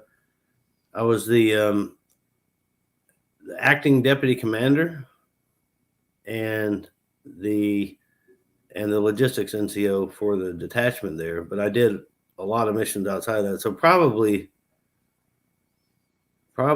about 15 or 20 missions in Laos. Oh, no kidding. So I'm going to ask you I'm going to put you on the spot. What are your thoughts about did we or did they transfer a bunch of our guys up to the Soviet Union? I don't know. Like I said, I was never on the intel side. I was never on the intel side or the investigative side of LK cases. So those all fell under the last known alive LK case investigations, and those were typically done by all the Vietnamese ones were done by, and Laos and Vietnam and Cambodia were all done by JTFFA, and so I didn't have any part in that.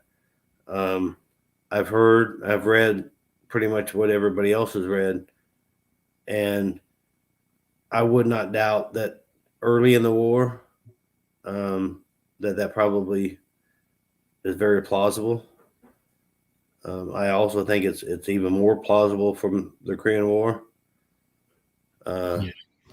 And those guys would have been disappeared because of political reasons, and so that'll never come out, I'm sure. And you talk about why are these things still classified as far as the small stuff from the Vietnam War? We'll never learn that. We'll never learn these LKA cases that went to Russia. You had what Bobby Fischer. You had the guy in North Korea that came across. Came back in the 90s or early 2000s. Yep.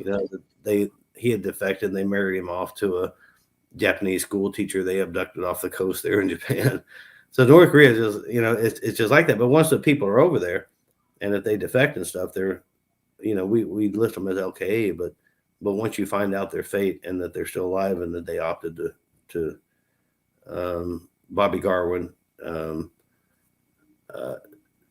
who's the other guy? Oh, that's I'll get Dave in on this one from Clyde McKay. okay. Yep. So you get guys like that where you're not going to expend a whole lot of time on them.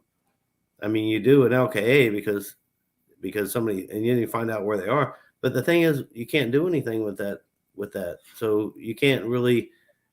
It's illegal to investigate live Americans overseas, and so you had this 30-day window to do the LKA cases.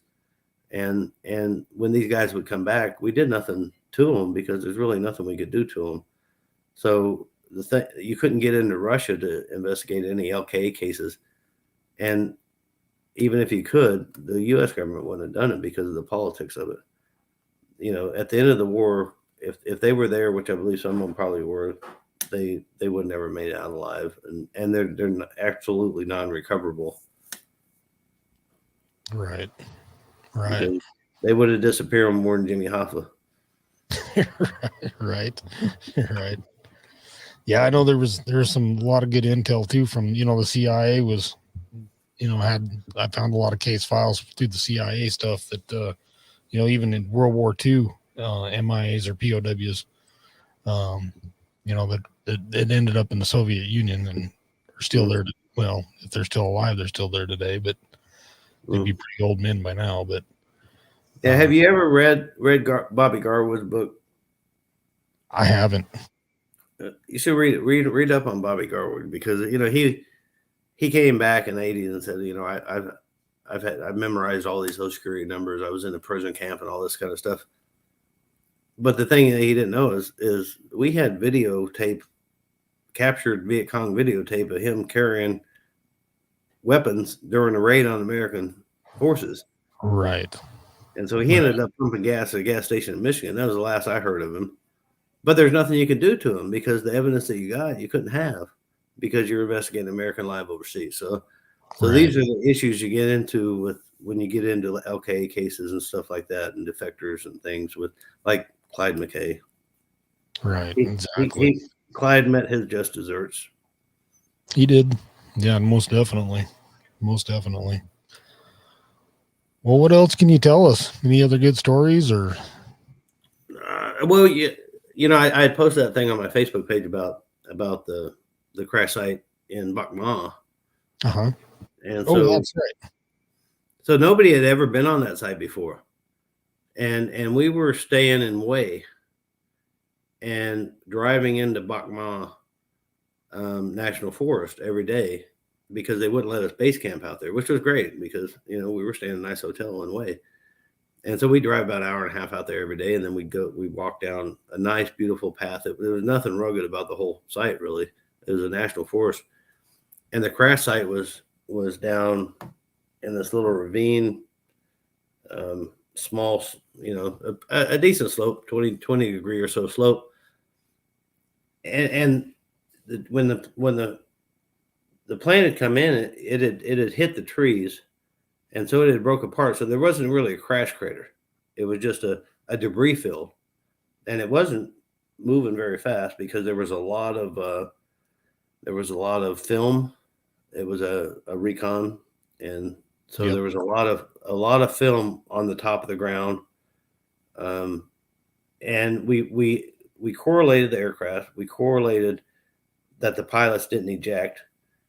And everything matched. And all it was to excavate the site. Well, it's in a national forest. We had to cut down some trees, but no big trees. And it was on a slope. So you're only taking off 20 or 30 centimeters because we never really found the impact crater. Right. But I had a Navy comms guy with me. And the only place we could do the MRSAT checks were up down the trail. So every day, a couple times a day, I'd send him down to make a radio check back to Hanoi. And he comes back and he says, "Hey, I run into, there's a couple, a couple American couple on the trail. I said, what? He goes, yeah, there's an American couple down the trail. And I said, well, what were they doing? Well, they were just asking a question about, what we're doing here. And I said, okay, well, that's fine. We got nothing to hide. And then about a half hour later, I look over and I see them watching us, and it's not a big site. I mean, it's really, really a small site in comparison to everything else. And there were no mechanical equipment out there or anything, just some screens and some shovels and workers. But the next morning, here comes a whole entourage, the Minister of Interior for Vietnam and all his staff and everything. And they show up down there and they said, you have to shut this down. You got to shut it down now. You're desecrating. This is a national forest. And we left. And it was for years, I kept telling JPAC and Silha and JPAC that you've got to go back there. We found the blood chit the last day on the top of the ground, half of a blood chit. I mean, and the numbers matched the pilot. So, but they never went back. And so when I saw that article come out about that pilot, I'm like, I know exactly where he is. It ain't a hard recovery. I'd love to go. I'd do that myself. I'd pay to go do that site. Right. I would pay myself to go do that site tomorrow because I know exactly where these guys are at. But I can't believe that after all these years, they still haven't recovered them.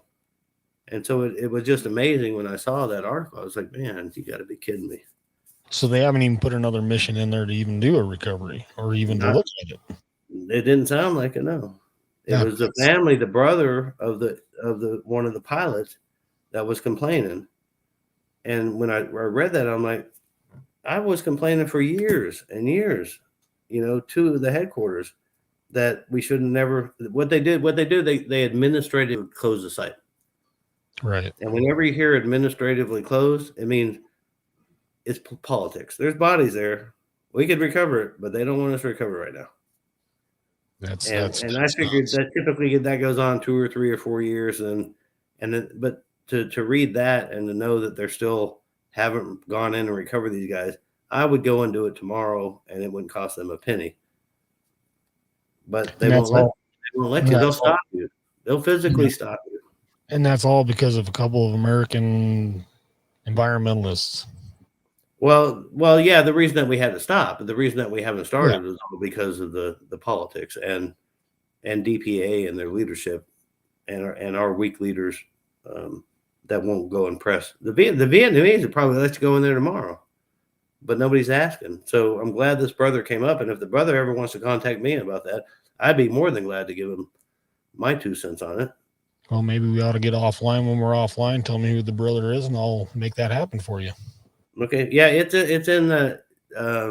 I'll send you the link to it. And definitely, if you want to talk to him, I'll go in. I'll do the damn thing myself. As long as he gives me the green light, I'm doing it for the family. I don't have to go through the government. Right. Exactly. That's crazy. I think there's probably hundreds of recoveries just like that. Everywhere. We could do North Korea tomorrow. The North Korean, well, not tomorrow, but in April, when it thaws out. But they won't stop us. It'll cost a little bit of money, But if you have the World Food Program and a lot of other places in North Korea today doing humanitarian work, this is no different. Get the politics out of it. Let people go and do what they need to do. Yeah, well, isn't that why they allowed the DPAA to do that instead of having to go through the State Department to start doing their own deal? Well, yeah, but it was always kind of a State Department kind of led thing, even though you don't have a mission. In Pyongyang, you would go to the Swedish embassy. Right. They're neutral. So anything we want to do, it'd have to go to the Swedish embassy and then come to us, and we have to go to the Swedish embassy and then have to go to North Korea. Because we don't have any diplomatic relations. But if you're a private organization, an NGO, you can go directly to your counterparts on the North Korean side and say, okay, here's the humanitarian thing we want to come in and do, and will you allow it? I don't think today, if I did the meeting tomorrow, that they would say no. They would say, okay, here's what we need on our side. Right. which would be kind of minimal. We need some fuel oil, we need this, but you're only talking $5-10 million. But if it gets you in there for 5 missions and you're recovering 30 or 40 a mission, you come out with 150. That JPAC DPA averages about $1.3 million per recovery. Exactly. So if I go in and get 150 recoveries in the summer, that's $200 million. Yeah. That it would cost them to recover that many remains and make an identification. I could do that for a quarter of the cost. Less than that. So why don't they do it? Why don't they let us do it? Yeah, well, that's been my heartburn all along too. It's just like the forensic genealogy that I do. I offered my services free of charge to the DPA and the Army Casualty, and I was flat told by Army Casualty, I can't allow somebody to volunteer for something we already pay for. Well, I mean, there's a law about supplanting. However, that doesn't apply to volunteers. The only law that they would have to look at violating is if you were going to do it anyway and you were going to have to pay people to do it, and you opt to take people and have them do it for free, that doesn't cost you. That's supplanting government funds. But if you're not going to do it and you opt to use people that'll do it for free, it's not supplanting. So there's no bar to that. And this was part of the whole thing I was telling them is I ain't asking for nothing. Right. We ain't asking for nothing. That's exactly the thing I told them. Well, the Marine Corps never had a problem with using me. So they're only allocated for 50 recoveries a year or 50 DNA profiles a year. Is all the Marine Corps is allocated for. So I just completed their Hellship project that they had, from World War II. There was 54 Marines that they didn't have FRS for, and I just completed that here about a month or two ago. Well, one of the things that may, in the future, if you never know what's going to happen 5 minutes from now, but if there's an international mass fatality that involves Americans, we can definitely get together, because it's no different. The reason I did the tsunami in Thailand and the Haiti earthquake and the Bahama hurricane just a couple years ago, international mass fatality stuff, because that's what I like to do, and that's what I know. It's what I know, and it's what I like to do, and it doesn't cost anybody anything for me to go and do it. But if you got guys like you and me that have the expertise to go and help, then why not? And so it's always, they welcome you with open arms, but why doesn't the MIA community do that when you have people that have the skills to go in and do it, that aren't asking for anything except to get out of their way? Right. And they won't. They purposely step in your way as soon as they figure that out, because the only reason I can think is because you're going to prove that you can do it better, faster, and cheaper. Yeah, and they're just sitting on something that's job security for them. Exactly. And the worst thing is, being like I was, active duty military Army, living and working with the North Korean active duty military and Army in their country, and them being armed and us being not unarmed. And then the same way in Vietnam and Laos and Burma and New Guinea and everywhere else I've worked on recoveries, Iraq and everywhere else. It doesn't work that well when you're military. It works civilian to civilian, contractors to the government. Sending military personnel into North Korea to live with North Korean military personnel when they're jabbing you in the gut every day and pushing you off the cliff, knowing that there's nothing you can do, is not what they do to the World Food Program people. So you could get a lot more bang for your buck if it wasn't this military to military type of thing. It's a humanitarian mission, no matter what country you go in, and get the military out of it. Yes, these are military service members that are missing. The military feels like they have an obligation to do it, but the military has an obligation to the American taxpayer to do it correctly, and they have an obligation to the family to do it quickly, and they're not doing either one of those. Exactly. So how do we change this? I mean, it's lobby. I mean, you have to. I wouldn't go to Ann Mills Griffith, that's for sure. I've already been there. I've already been that route, and you probably have too. I don't even want to bring it up. No. I saw her last little when they were doing the Armed Services Committee was, had the DPA in front of them here, last year. And they won't mention going after family reference sample DNA, for World War II. No, they've lost the plot. They have lost the plot. They're great. I'm nothing against the families of the missing. This is the League of Families. Yep. It's the League of POW-MIA families, and that's what it should stay and always be. It should never be this political, and they should never take the side of stalling tactics and allow them to stall, because then you're not doing the families of the living family members of the deceased any justice at all. You're doing exactly the opposite of what you should be doing. So step out of the way, get out of the way, stop impeding, and let new people come in that know what the hell they're doing, and they actually give a crap. Yep. Her brother's been identified. Great for her. She's 80. Go retire already. Let some other people come in that can fight the battle with these people that she obviously can't fight the battle with. Right. Well, she's too tied in with them, in my opinion. She is. And well, they say absolute power, right? Corrupts absolutely. Exactly. And I'm not talking about somebody I don't know. I'm talking about somebody that I've dealt a lot with. So, people, this ain't something I read about somebody. I know exactly how these people work, and I've dealt with them, and I've come to no positive conclusion. And I think it's just best that the government relook the entire process of what they're doing. And not the government, not the people that are doing it. It's external. It's like if you look at that 2017, 2016 IG report on DPA. It was damning. It was damning, and they told them what they had to do. You know what? Go back and look at it and see how much of that they've done. Nothing, absolutely nothing. They just thumb their nose at them. And the IG needs to go back at them again. And the IG needs to go and look at them and say, yeah, maybe we're going to force you into trying some methods that you've been reluctant to do, and to take some of the suggestions you've been reluctant to take, and let some of these people go and do what they're willing to do. And let's do a study and see how much more effective that they are than you are. And it's going to be 100-fold. Get rid of the red tape, and get rid of the bureaucracy, and get rid of the dead weight that's up at the top of DPA and the League of Families and everybody else. And let us come in and do this. I'm not talking radical, I'm talking organized. Exactly. But there are plenty of people out there that are willing to go and do this, that can do it without all this drama, and do it a lot faster and get closer to these families. Because at the rate they're going, you're never going to end this.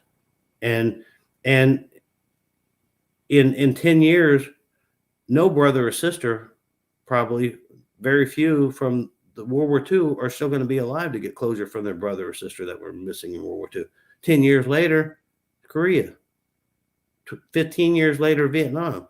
So 35 years from now, there ain't going to be nobody else alive that knew the individual that was missing. Just like why they don't do Civil War and World War I.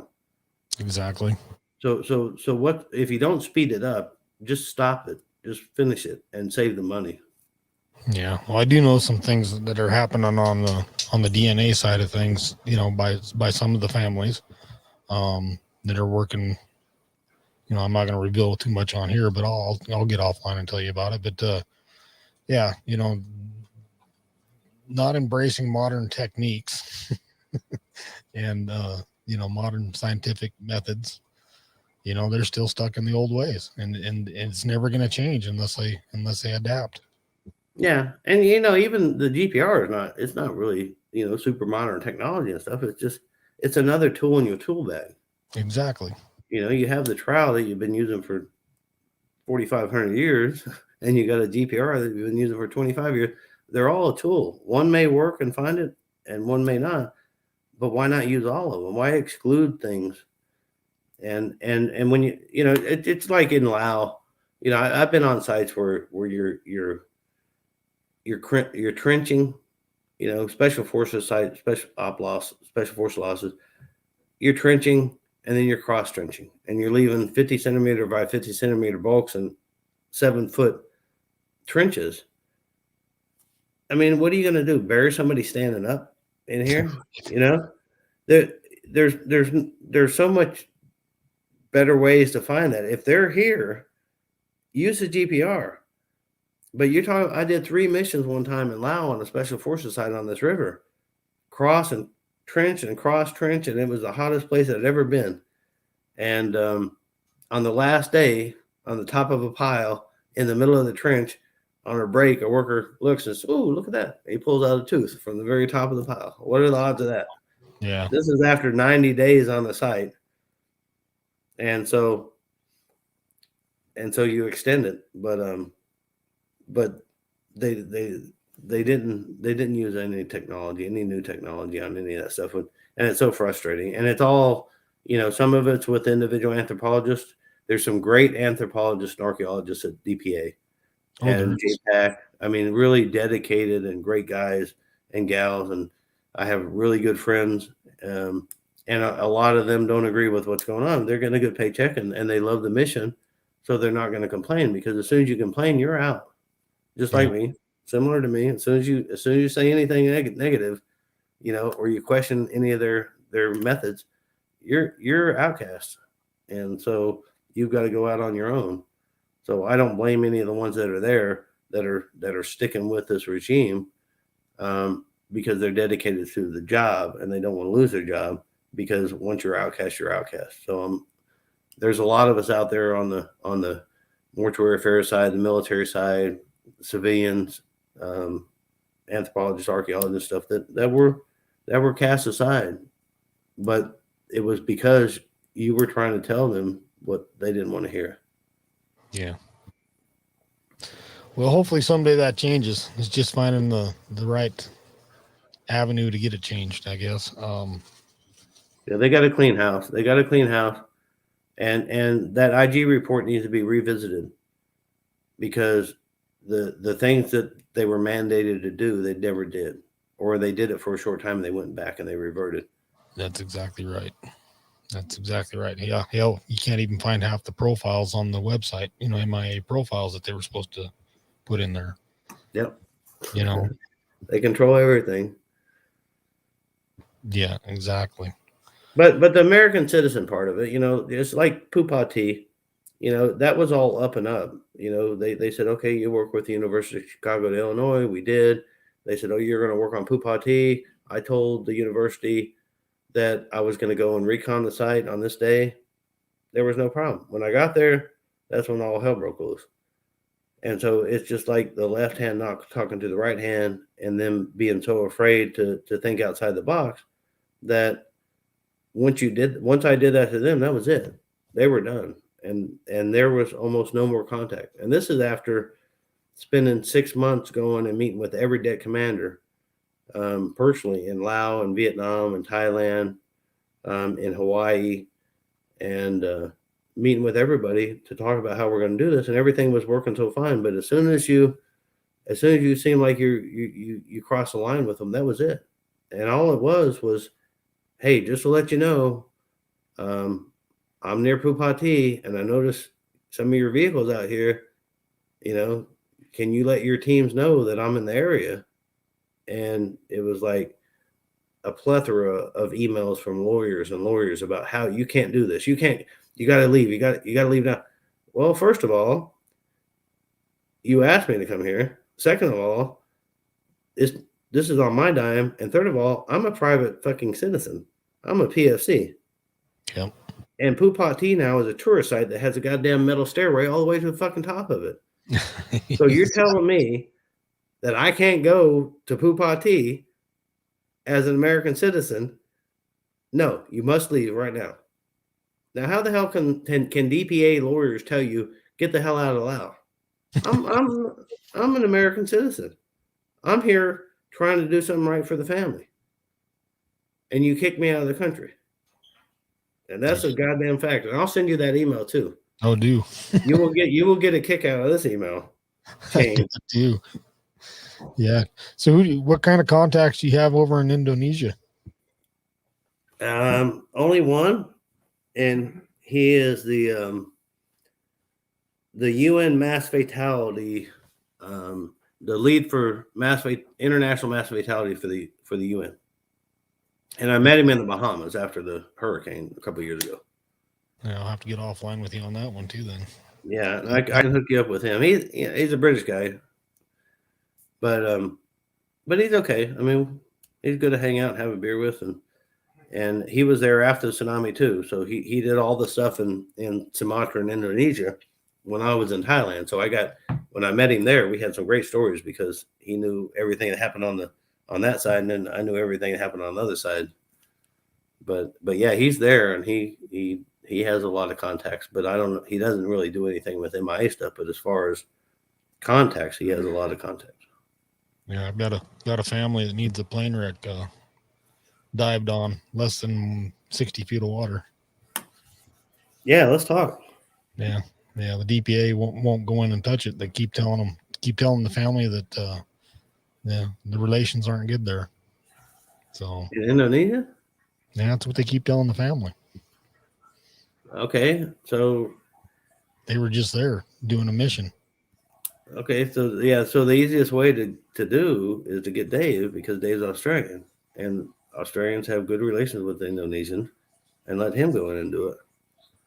Yeah, the family's actually ready to fly there themselves. And no, don't let them do that. I mean, we can do it. We can do it. I mean, it depends on the COVID stuff, but I have no problem going. I'll go in and do it myself. I'm sure Dave will go in there if he can get out of Australia, but I think they're all locked down and shit. Yeah, they even bought themselves an ROV to take with them. Really? I'm not joking one bit. Not joking one bit, man. No, let me know, because even if it's an underwater thing, I don't have a whole lot of experience in underwater, but I know a lot of people that do. Yeah. That would probably. I know a couple that are actually in the area, not in Indonesia, but pretty close. Philippines. Yeah, exactly. So yeah. Any of that stuff. I mean, I'm all willing, especially if it's a terrestrial. But if I can't do it, I can definitely find somebody that can help them with it, because I keep in close contact with a lot of the guys, because we were all geared up to go and to launch all the recoveries. We had everybody, medics and linguists and LSAs and mortuary affairs guys, team leaders. I mean, we had everybody lined up, ready to go, all their shots, all their, everything, their bags packed, and DPA just said no. Yeah. And it was so upsetting. And it wasn't about the money. I mean, there is a cost to do something. Yeah. But that cost is so much less than what it cost them. You're not looking at blade out paying the Vietnamese, $200 per blade hour, or way more, probably 2,000 now.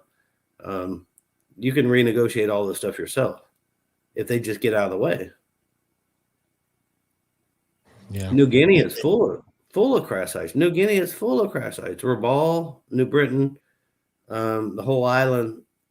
I mean, you can't take a stroll without tripping over a propeller. Yep. In New Guinea.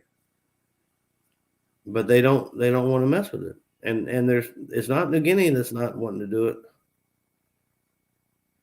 You got some great groups out there, Bent Prop and the History Flight. The History Flight. And the History Flight and Bent Prop would probably be very interested in the Indonesia thing, I would think. They've been approached, but yeah, they should. But I mean, if they don't want to do it, I'll go and do it. I can bring some people together and go and get it done. But there's some really good things. What DPA has done with this public-private partnership, the PPP thing, is they've gone to universities, and the universities got deep pockets, and they're training anthropologists and medics and medical people and all that kind of stuff. It's easier for them to fund a team to go out and do this stuff. But if you only do it ad hoc and once a year or once a semester, you can't do it like that. No. They have the money, they have the deep pockets to do it, and they have the approvals because it's not costing DPA anything, but they're not getting the results from it because they're not experts and they do it as part of their curriculum. Well, there are people out there that are experts that would just do it as a retirement hobby, like me. Right. That's what we do, and if they don't take advantage of it, it makes really no sense to me. Yeah, I agree. Yeah, I know the University of Wisconsin's doing a few things over on the Eastern or European campaign stuff from World War II. And, Yep.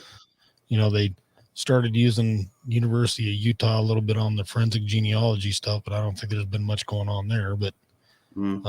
they, I think when you can look at their public-private partnership page, and it lists all their public-private partnerships. And usually when they have a family conference and stuff, they brief it and they put the PowerPoint slides up, so you can kind of see where they're at now.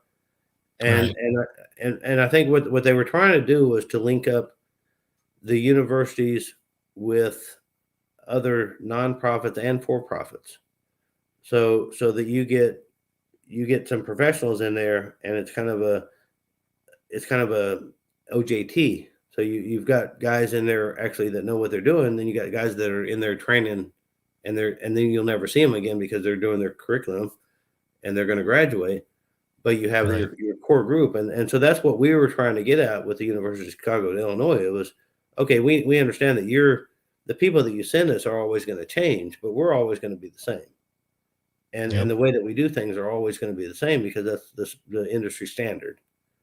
And so really it's a win-win because you've got these guys. Of course, you're going to get paid because you're living in the jungle half the year, but also their instructors are getting paid and stuff. But it's nothing that it costs PCS and people to Hawaii for 3 years and sending them on 8 missions, Exactly.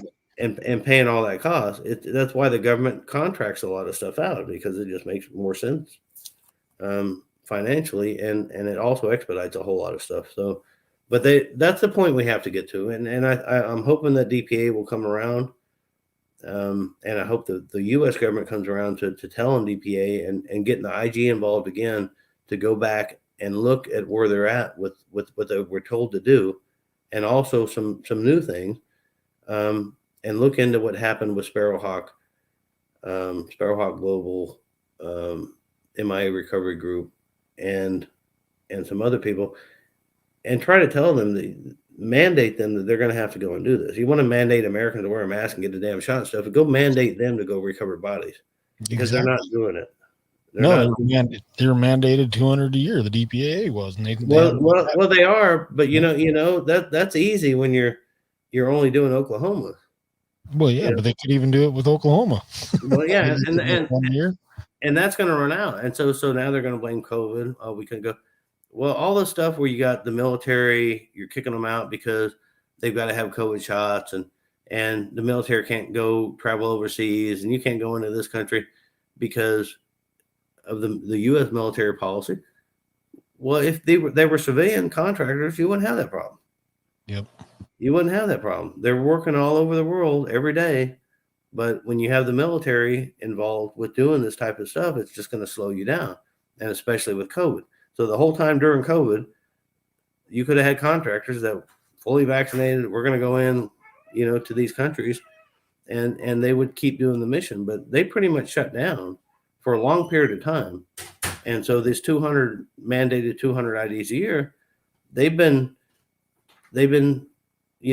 the Tarawa remain unknowns, and the Oklahoma unknowns, and the over there.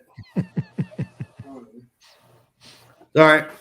Watch that fireplace. Jack got to stand by the fire. Oh, nice. Jack was in the Army with me. We know each other 36 years. Oh, no kidding. Yeah, he's visiting over here. Can I stand in front of the fire? No, not yet. But the Tarawa unknowns, the Oklahoma unknowns, and all that kind of stuff. That's the easy pickings. When you're doing the clavicles, you're getting IDs off the sternums and the clavicles from the chest X-rays, and now you got the isotope testing. Those are going to run out. They're not going to be able to sustain 200, and so either you lower the number that you have to mandate a year, or you find other resources to get that. And lowering the number of IDs per year would make no sense. Might as well dissolve the whole organization if you can't do 200 a year when you've got 200,000 missing. Well, that's why they're doing the cherry pick in the World War II, little like Combat Outpost and Yep. the Easy. hell ships and The low hanging fruit. the low hanging fruit. And Yep. they're just putting them off to the side until all these other ones run out, and then they'll start working on these so they can meet that 200 a year. And all these families are still sitting there waiting, like, what the hell's going on? Yeah, if I was in my last years of life with them, I hope I'm not, and I was missing an uncle or somebody that I actually knew, a close family member, my grandpa, my dad, I could not deal with the pace of their identification. I mean, I would be such an advocate with the League of Families stuff or with any other group, but the POW-MIA families aren't a fan of Ann Mills Griffith. They're not a fan of the League of Families, and they need to get their own little pressure going on right there, because I will no problem tomorrow send them the proposal that I gave to DPA to finish that site. Yeah. And explain to them what happened after that, how DPA shut us down and then went and took our contacts in Laos and tried to use them to go and pay them more money, actually, Right. to go and do what we had them doing for cost. Right. So yeah, there has to be an organized movement of people like us that don't really care about the repercussions about going against them. And really, I don't care. What are they going to do to me? Right. Right. Well, we've been on here 2 hours. I was looking at that clock behind you. It's 10 o'clock after 10 o'clock time. So I better let you get off here. And, all right, brother. Well, it's been great. It's been great talking to you. Well, I appreciate it. It's great meeting you and having you on here. And I'm sure I'm going to try to get you back on here again too, and pick your mind on some more of this stuff. Yeah, there's some certain things, there's some certain sites, that I'd like to delve into a little bit. Dave is so knowledgeable about Cambodia and Vietnam and the history, and he's such a great investigator that I can't add any more than he can ever add to that. But as far as history and field techniques and stuff, I've got some stories. And even if we venture into, current combat stuff in Iraq and that type of stuff, I got a lot of interesting stories about that too. Oh, that'd be neat. Yeah, that would be neat. Yeah, I found Dave some U2 photographs of a bunch of stuff in Cambodia that really piqued his interest, and I'm surprised they don't use that stuff when they're doing the investigative elements. But you would think that Stony Beach would be all over that, but I don't know. Yeah, just like I said, I don't do the intel stuff. Dave is great at it, but he comes up with so much stuff that they missed. A lot of the intel about Cambodia and talking about that these people were taken to Angkor, and the analysts would say, "Oh, they went to Angkor Wat." No, they didn't go to Angkor Wat. Dave's the one who figured out Angkor was headquarters. That's the head guys. It wasn't a location. It was a group. Yep. And he found so many of those, and it led people in so many of the wrong directions about what happened to these MIAs. And he figured that out. So now it's well known in the analyst world there that they don't just, when they say Angkor, they don't think of Angkor Wat, they think of the headquarters, the headshed. Exactly. But nobody really knew that before. Yeah. Well, and on those Dragonfly or the U2 flights, they were doing all that mapping and stuff, and the photographic of all these, the headquarters in Cambodia, the bases and things like that, and why isn't Stony Beach using that stuff to do these investigations? Yeah. Well, yeah, and I don't have anything bad to say about Stony Beach. But there's a lot of resources out there that they could go out and reach out to, that they actually their best people have, and they've scored big on them, but they've been shut down by the politics that are involved. Yeah. You got some great analysts with Stony Beach that are out there really trying to do the right thing and have gotten to the right people. But once they did, the politics stopped them in their tracks. And with all the right intentions and what would have yielded great results, were just stopped because of politics, and the politic came from the Silhai side or the DPA side, and that's unfortunate because there's always a rift between Stony Beach and DPA, Stony Beach and JPAC, Stony Beach and Silhai, and JTFFA and Silhai, and all that. There's always been this rift there, and there is today that remains with Stony Beach and DPA, because you have on one side a humanitarian effort for the families, and on the other side you're dealing with intel. Right. And it's always a disaster when those two meet. Right. It doesn't matter if it's within the State Department. It doesn't matter if it's in anywhere you bring intel into a real world humanitarian type of environment where it's supposed to be transparent. It just doesn't work. So it has the whole thing has to be relooked. They have great analysts and stuff, but once they get too far out of the box, they reel them in. Even though no matter what kind of progress that they were making, they stop them, which is truly unfortunate, because these Stony Beach analysts are really dedicated in what they're doing, and they know how to get to the bottom of cases and use the resources at hand. But once you stop them from doing that, you threaten them, and you threaten the people that they go after to try to help them, then why do you even have them? Right. Well, sir, again, I appreciate it, and I'll go ahead and let us get off here, and but stick around there for a minute while I shut everything down, and I'll talk to you a little bit more for a minute, if you don't mind. Okay, sure. If anybody wants to reach out and ask you questions, I got a lot of family that listen. What's the best way to contact you? It's probably best if they can send it through your website if you have. I do. You can forward it to me. Yep. I'm trying. I don't want to conflate with my current occupation with this other hobby. Gotcha. Because I'm still involved with the government here at a certain level, and I don't want to. I really want to help families, but I want to do it off to the side. Yeah. Understood.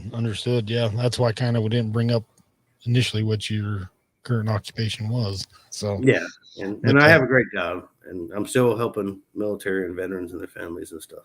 Yes, sir. Yeah, and I appreciate it too. So, all righty, sir. Well, again, appreciate you being on, and it's too bad we lost David in the middle of it. I lost him last week too in the middle of it. So, Dave's got to go smoke. Yeah. Yeah, exactly. Yeah, I'm gonna have to get him a new microphone. You can tell him to get rid of that Yeti. So, all right. Well, I appreciate it. All right. Thank you very much, John.